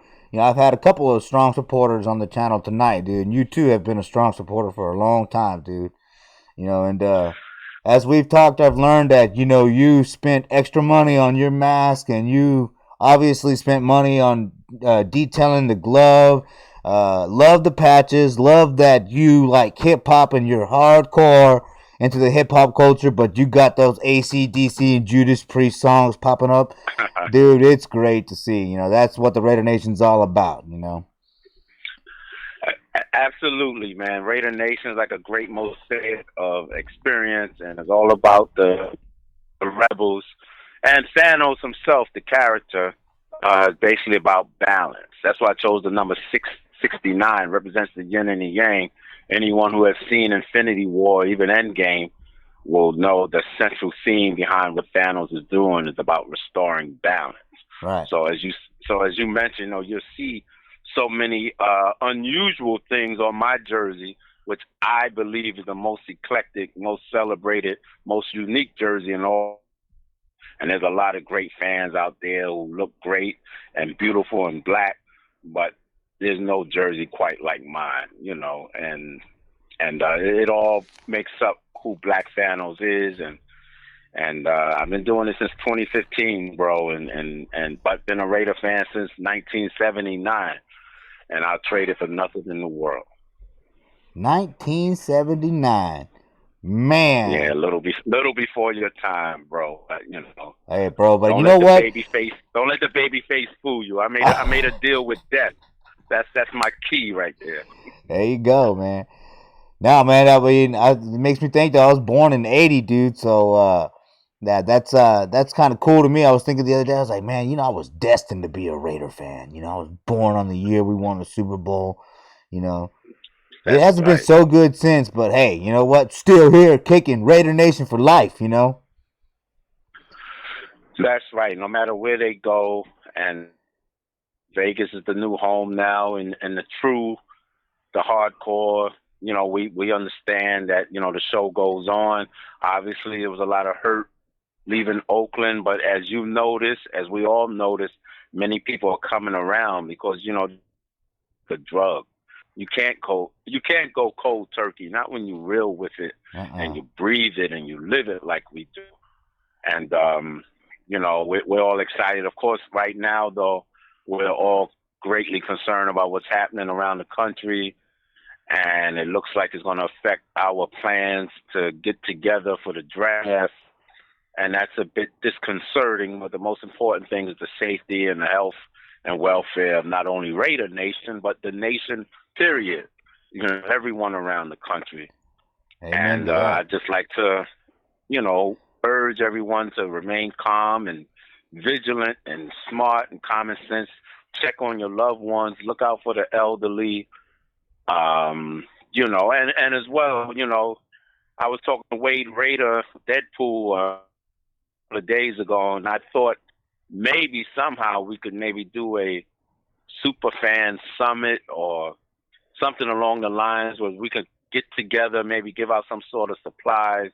I don't know whether it's bottled water or paper towels, whatever, in some locations, because this thing is of great importance and have a lot of people distressed. We've never seen anything like this in the history of the country, where it's the NBA, the Major League Baseball, the NCAA, and now as well as the NFL draft being greatly affected, where it's going to be closed to the public, and which of course negates all of the great plans that Raider Nation had, because this is now in our city. So that's a double blow for us. But it's something beyond our control. But Raider fans are built to survive, and we've been through the tough times, and I know this too will pass over, but it's crazy right now, bro. You know, it really is. Yeah, man. Yeah, I was just I've been talking to people that are hosting events, man, tonight, dude, and I've been talking to them throughout the week, man. Like the Montanza got canceled, the draft got canceled. Yeah, this is unprecedented. You know, this is something that we did not see coming, right? I mean, people have been joking about this shit for a while now, and now it's really hitting home. And yeah, man, I like what you're saying. You know, you got to do the right thing, take care of your family, take care of the elderly, and not just the elderly in your family, but yeah, reach out, because you see the mass hysteria going on right now, dude. Like people just storming stores and buying, stocking up on shit, dude. Right. Like there are people out there that cannot compete with that kind of shit. They're gonna suffer, man. So I love that idea, dude. Just let me know how I can help if that comes to fruition, dude, because I'll help any way I can, dude. Because like I said, dude, I take care of my father, man, and I mean, I would hate to not have anybody to go to get some help because of the rest of the people in this world being just too selfish, dude. So that's what the Raider Nation is about, being family, dude. So hell yeah, let me know. I'll promote the hell out of it, and I will donate too, man. Right. Well, from your lips to God's ears, one thing we know about the nation, there's so many of us in it, and a lot of us have resources and different connections. So, you know, I'm just putting the word out. Anyone who has a level of expertise or ability or certain resource to possibly, you know, make something like that happen, just as you, I'm in it 100%, you know, because, and it's something we've always done, but now, you know, this is a urgent call. Yeah. And we are seeing the direct effects of it better than anyone, being that, you know, we were all thrilled to be out there a month from now, see our new home, gather up with each other, greet the new Raiders, whoever they may be, as far as who gets drafted that night. And, you know, this is mind blowing. But as I understand, the draft will continue, but of course being closed to the public, and assuming if some of those restrictions on public gatherings are still being enforced out there in Vegas, that's going to be wow, different to say the least. But I will say I still have every intention on going out there.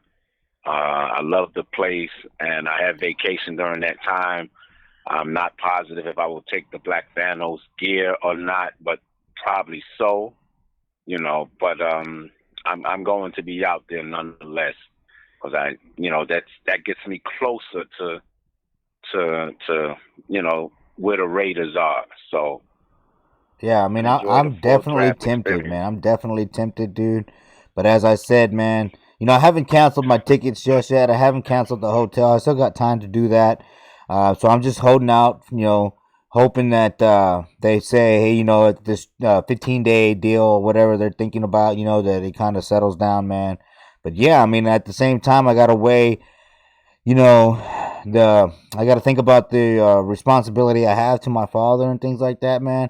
But I got to say, dude, yes, I'm so disappointed that, you know, and it's selfish to say, dude, but like last year I got my ass kicked overpaying, buying tickets the month of, and this year I made a concerted effort, right, to plan my tickets out better, plan my trips out better, and now just this weird twist of reality has just like slapped me straight in the face, man. But you know, prayers out to everybody that suffered from this, you know, especially, you know, and you know what, not especially, but just prayers out to anybody that suffered through this, man, because you know, this is something that I would wish on nobody, not even my worst enemy, man.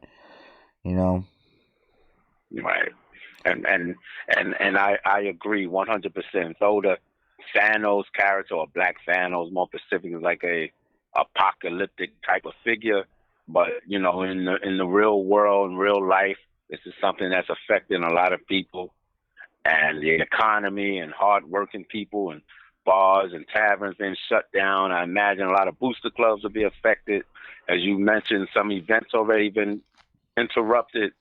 I know Raider Nation explosions a little further into the summer. Hopefully things will, be died down by then or subsided by then. But who's to say? Because it seems like there's no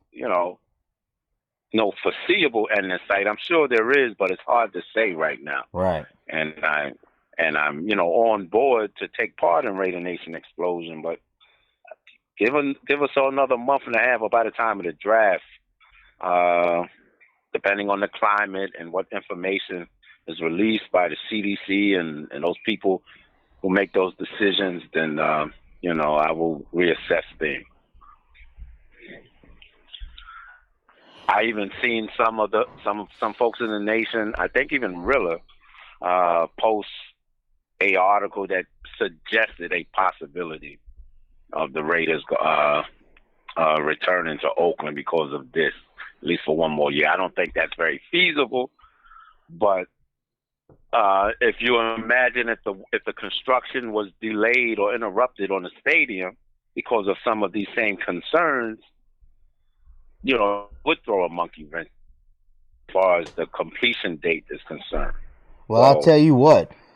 If the Raiders end up in Oakland again, I'm going. Because, man, that shit was badass. Oakland's badass, man. I'll be there. Yeah. It's nothing like it.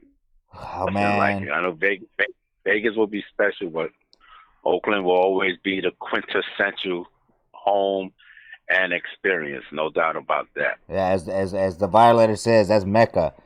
I wish I'd have had my shit together earlier on in life, and I could have gone there more, man. I'm better suited to do that now, but I guess it's onward to Vegas. But yeah, hopefully we get that one more year in Oakland. That would be a little too. Man, can you imagine the conspiracy theorists going off on that, right? Because even I'm thinking about it, right? Like, what if we do end up in Oakland again, and that's all of a sudden why, is that why we had that extra year in the contract? So, yeah, it could get crazy, the theories out there, if that were to happen, man. But ultimately, man, that would be a great thing to see. Yeah, there's 101 possibilities, I guess. And that's definitely not written in stone, but I did see that on the internet. So, but hey, we never thought we'd see a day where the draft would be closed to the public, or the NBA would suspend its season. Baseball season looked like it will start late. March Madness. Do you know how big that thing is around the country? That's how you know it's serious, dude. That's how you know it's serious, man. These are millionaires and billionaires losing money. This is some serious shit, man. Yeah, bro. Absolutely, man. It's so, and everybody are entitled to their opinion, but I believe that, it's always best to be prepared. You can never be over prepared, but you under prepared. Right. So, as you say, when you see these billionaires and corporations and industries stopping, pay attention. Yes, sir. Because they're not doing that for some variation of the flu. Right. Michael Jordan played in the NBA Finals with the flu. Yep. So this is it's something else that they're greatly concerned about, whereas they're taking these extreme, drastic measures and literally losing billions. Even the stock market is affected by this. I mean, when you got 3,000. I shouldn't say, but when you have the president, let's just say, when you have the president saying, "I don't give a shit about the stock market," I mean, considering who he is, that's some pretty scary shit, right? Because I mean, that means that somebody really behind the scenes is pulling his strings and making sure he understands that it's this is some serious shit. You know what I mean? Like, damn, dude, that was one thing I heard, and I was like, oh man, how did that happen? Whoa, what? But man, take it serious, Raider Nation. Like Polo was saying, wash your hands, sneeze into your elbow, all that. Dude, you saw it on NFL Network and everything, man, where Rich Eisen's coming out and he's like, they're just steady talking about sports like we are, but every time they come back from commercial break, they're like, yeah, so here we are, but the reality of the situation is this. Please do this. Please do the separationist thing, or with an isolation thing. Man, I mean, wow, man, it's wow. But the one good thing is, right, it's the information age, so that we can still stay in communication and still have a good time as a Raider Nation. I think Amanda Bustos, Black Widow Raiderette, she was putting it out there that maybe we could all have a huge watch party or something, together, and that would be great, man. If we could, and like you're saying, Right. have a huge, like she was saying, have a huge watch party together, but also include that with something that you're talking about, where we're raising money and then making sure that people that need that resources or the money get that. I mean, that would be. That's what the Raider Nation wants to do, right? That's what you hear the Raider Nation do and say, hey, let's stay together and let's find a way to help. I mean, you got to be proud to be a part of the Raider Nation after that. Right. And the bottom line is the General Al Davis used to say, is just win, baby. But the way that we win is staying united, staying involved, caring for one another, and just being our best, which is something Raider Nation has always demonstrated year after year after year, despite whatever our record was, despite it, whether the team was in the toilet or not, or had playoff aspirations, as far as who we are as a collective, as far as how we relate to each other, our dedication, our heart, our outreach into the community, that has to continue. And that's how we win, not just succumbing to the paranoia or the fear, which is understandable to a great extent. But, but pride and poise, right? We can't run. Pride and poise, maintain your composure. Do not panic, man. Don't panic, y'all. That's the worst thing we can do, man. Just maintain your composure. Remember pride and poise, man. Especially if you call Derek Carr a pussy in the pocket, right? Damn sure better not be getting happy feet in the pocket right now, baby. Yeah. Yeah. Speaking of which, I don't know how solid this is. I just saw something about Marcus Mariota. Oh, yeah, no. Aimee Zagelow was on here earlier and saying that, they got him. How are you feeling about that? I'm very lukewarm about it. I have to be honest. Yes, of course he would be an upgrade over Peterman or whoever else is on the depth chart. But he's a guy who was drafted high in the first round himself. He may still feel that he can start. You never know what he may do in camp or preseason, or God forbid, some injury thing like that. But I would have preferred Bridgewater. But honestly speaking, I think Bridgewater would have been a legitimate challenge to Carr as far as his starting position. Yeah. I mean, then that kid went Saints when Drew Brees went down and kept that boat afloat over there and showed that he still has it. That's what I mean. He's a pocket passer. Bridgewater is a pocket passer, in my opinion. Yes, he doesn't necessarily get perceived that way, but he is. Yeah. He can extend plays when it's necessary. Yeah, but when you step into an offense like the Saints have and you just start chunking the rock everywhere, I was like, oh yeah, he's a pocket passer. Yeah, that kid got the goods. I'm sure he will end up somewhere. And I'm still hopeful we take somebody in the draft, even just to vote. Even if it's not the first round, I think there's too many quarterbacks not to take somebody. Yeah. Just to, because every position should be challenged. Everyone should be put on their toes. Yeah. And after maybe 6 or going into 7 years, don't want anyone getting too comfortable like they have a lifetime lock on the position.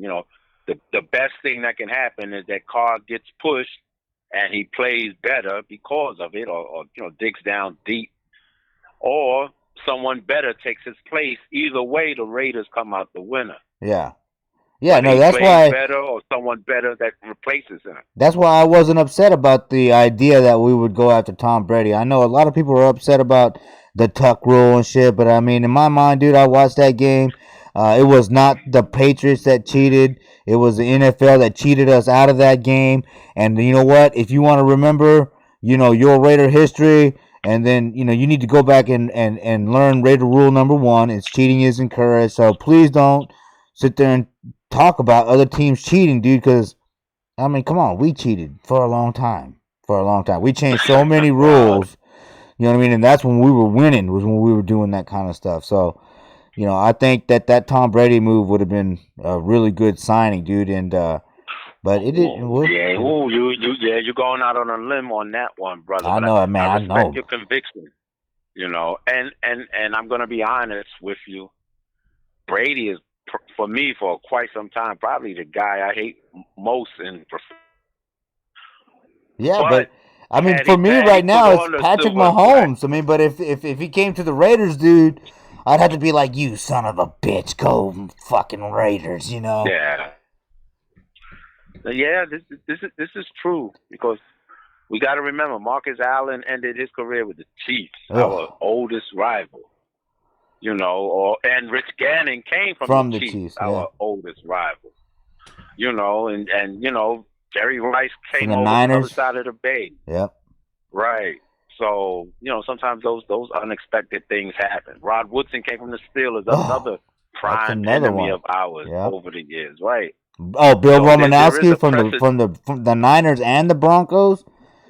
Yeah, great example right there. So there is a precedent to that. Yeah.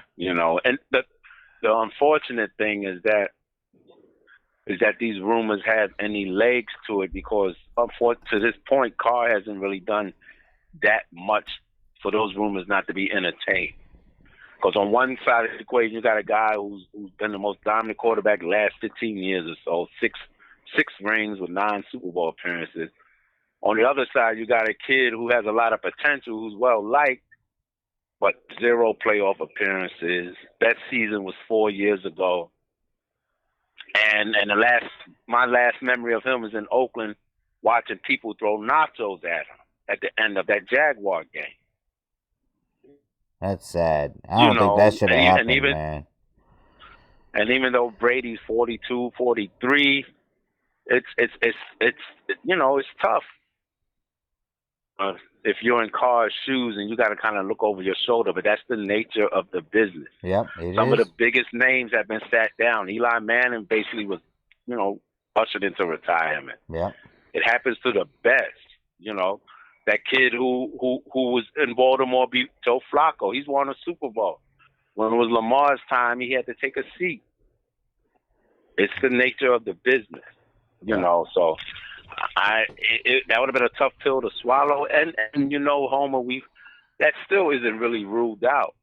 As crazy as it may sound, but I believe honestly, if Brady made the conscious decision himself to call Mark or Gruden, say, I would really like to try out for you guys or play for you guys specifically, it would be kind of tough for Gruden or Mayock to tell him. Right, yeah. I mean, you wouldn't have told Joe Montana no, right? You didn't, like we're saying, you didn't tell Jerry Rice no, They wouldn't have told him no, but I bet if they don't, it's just going to be because he's asking for too much money, and the Raiders aren't willing to come off of that money. Yeah, that's true. It would be a money issue because according to reports, the 49ers are already out of the running, and the Titans have signed up with Tannehill, so he's not going to go there. But, we shall see, but we still have to handle our business no matter who's behind that center position. And it looks like it may be Carr, but if Mariota's aboard, anything could happen in camp. And I would like to see us draft somebody. Yeah. We really need to draft someone. And a lot of folks get scared or nervous when they hear me or others say that. No, that's just making overall because, you need that depth and you need that push, especially at the QB position. And there's only but so many times where a collegiate class draft is going to be very deep at the quarterback position. We're not talking about someone, this guy won a Super Bowl for us. How can you even think about that? It's not that type of situation, and sometimes we have to listen from the player. I'm sure his brother David was a really upstanding guy. He went number 1 overall, and ultimately he won a Super Bowl with the Giants. David Carr, Derek's older brother. Yeah. And now him and Derek share a dubious mark of history as far as having, I think, the most losses after, 6 or 7 years, the record. Yeah, I mean, they're tied or maybe separated by 1 or 2. It's weird, right? Because, I mean, for so long, we even though Carr couldn't win, the other quarterbacks couldn't. For so long, we were looking for a quarterback. We finally get a quarterback that can throw the rock, but he just can't get the wins. But the way I look at it, that's why I was okay with the Brady move. With the Brady move, if we did make that move, was, Derek Carr, his time is almost up, man. Like you said, we're going 6 years now. He's not gonna play around. He's not gonna be around forever, dude. He's not gonna play for the Raiders forever.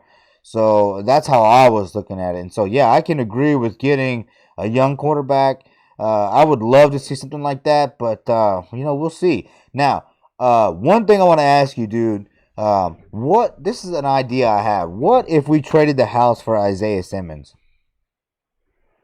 Would you be upset? You said trade the house? Yeah. Whatever it takes to get Isaiah Simmons. No, I don't think we have to panic that much. I mean, the kid has a lot of great measurables and stuff like that, but there's some concern about him. A lot of guys look great in college. Brian Bosworth looked like a surefire Hall of Famer in college. Played linebacker. Maybe a little before your time, but I'm sure you've seen Bo Jackson running him over. That's right. That's basically was his claim to fame. Yeah. in the league, but no, I wouldn't do it. Now would I be upset if the kid panned out? But us having 2 picks in the first round, I know we signed a guy from Chicago earlier today. Yeah, I can't. Don't ask me how to say his last name. Yeah. Like I don't even want to butcher it like that, but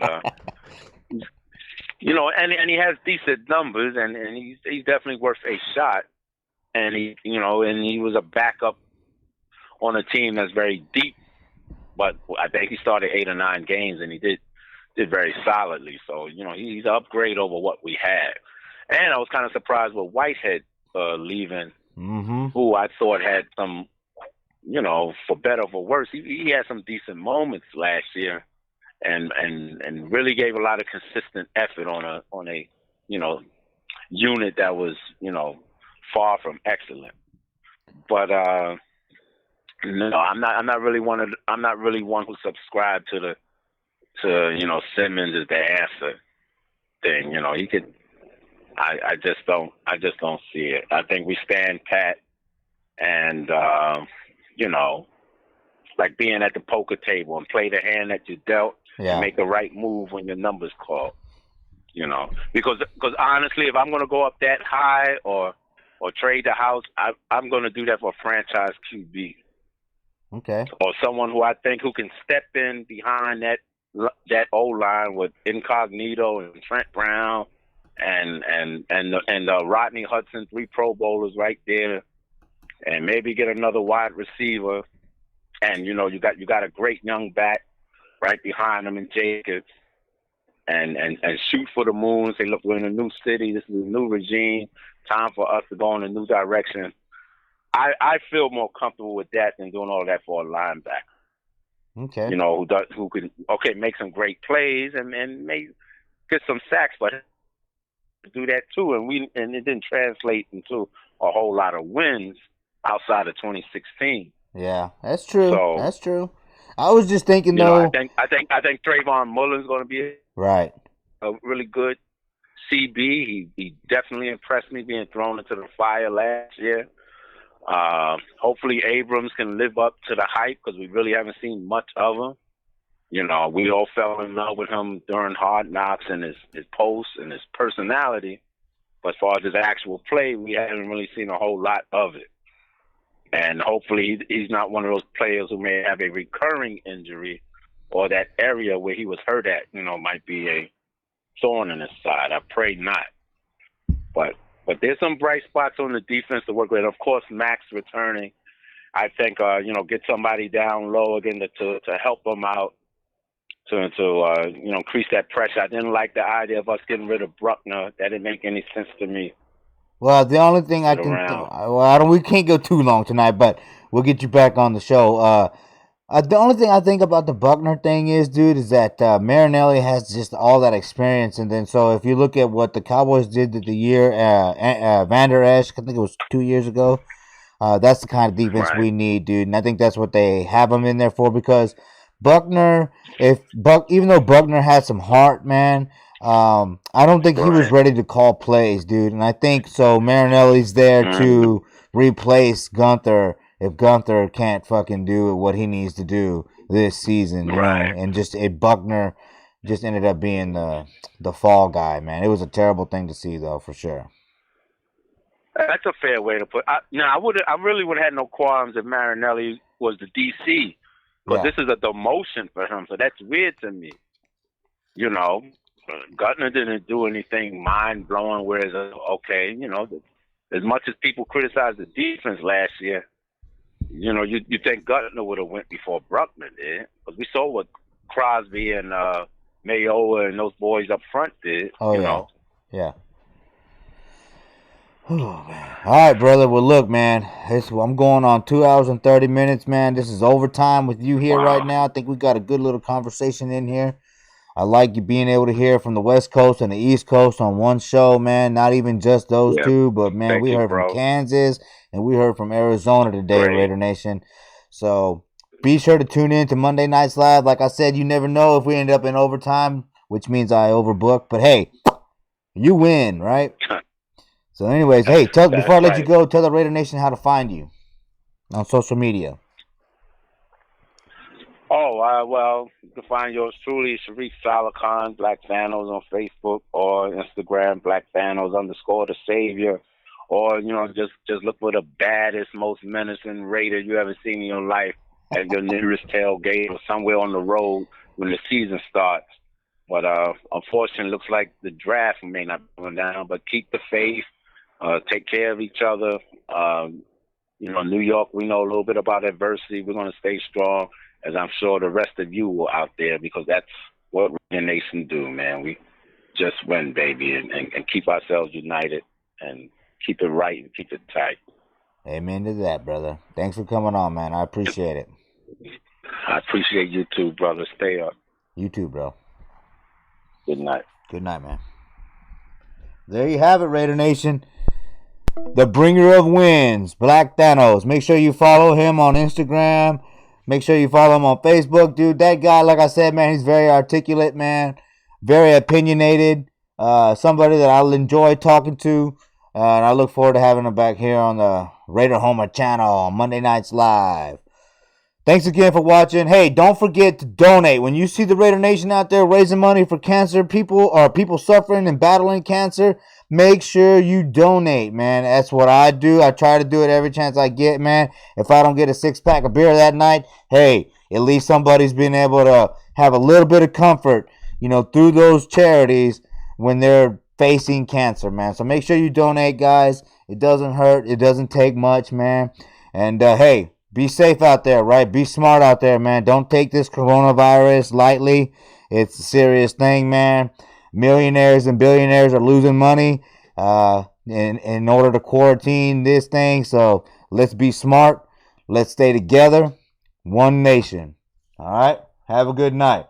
And speaking of that, as we always like to shut it out, as we always like to close it out here on the Raider Homer channel on Monday Nights Live with the message. What message do you have for the Raider Nation here and now and into the future? Pretty simple, brother. Raider Nation, I'm speaking to you as an ambassador. Always stay true, stay loyal, keep the beliefs, and keep the faith. We will return.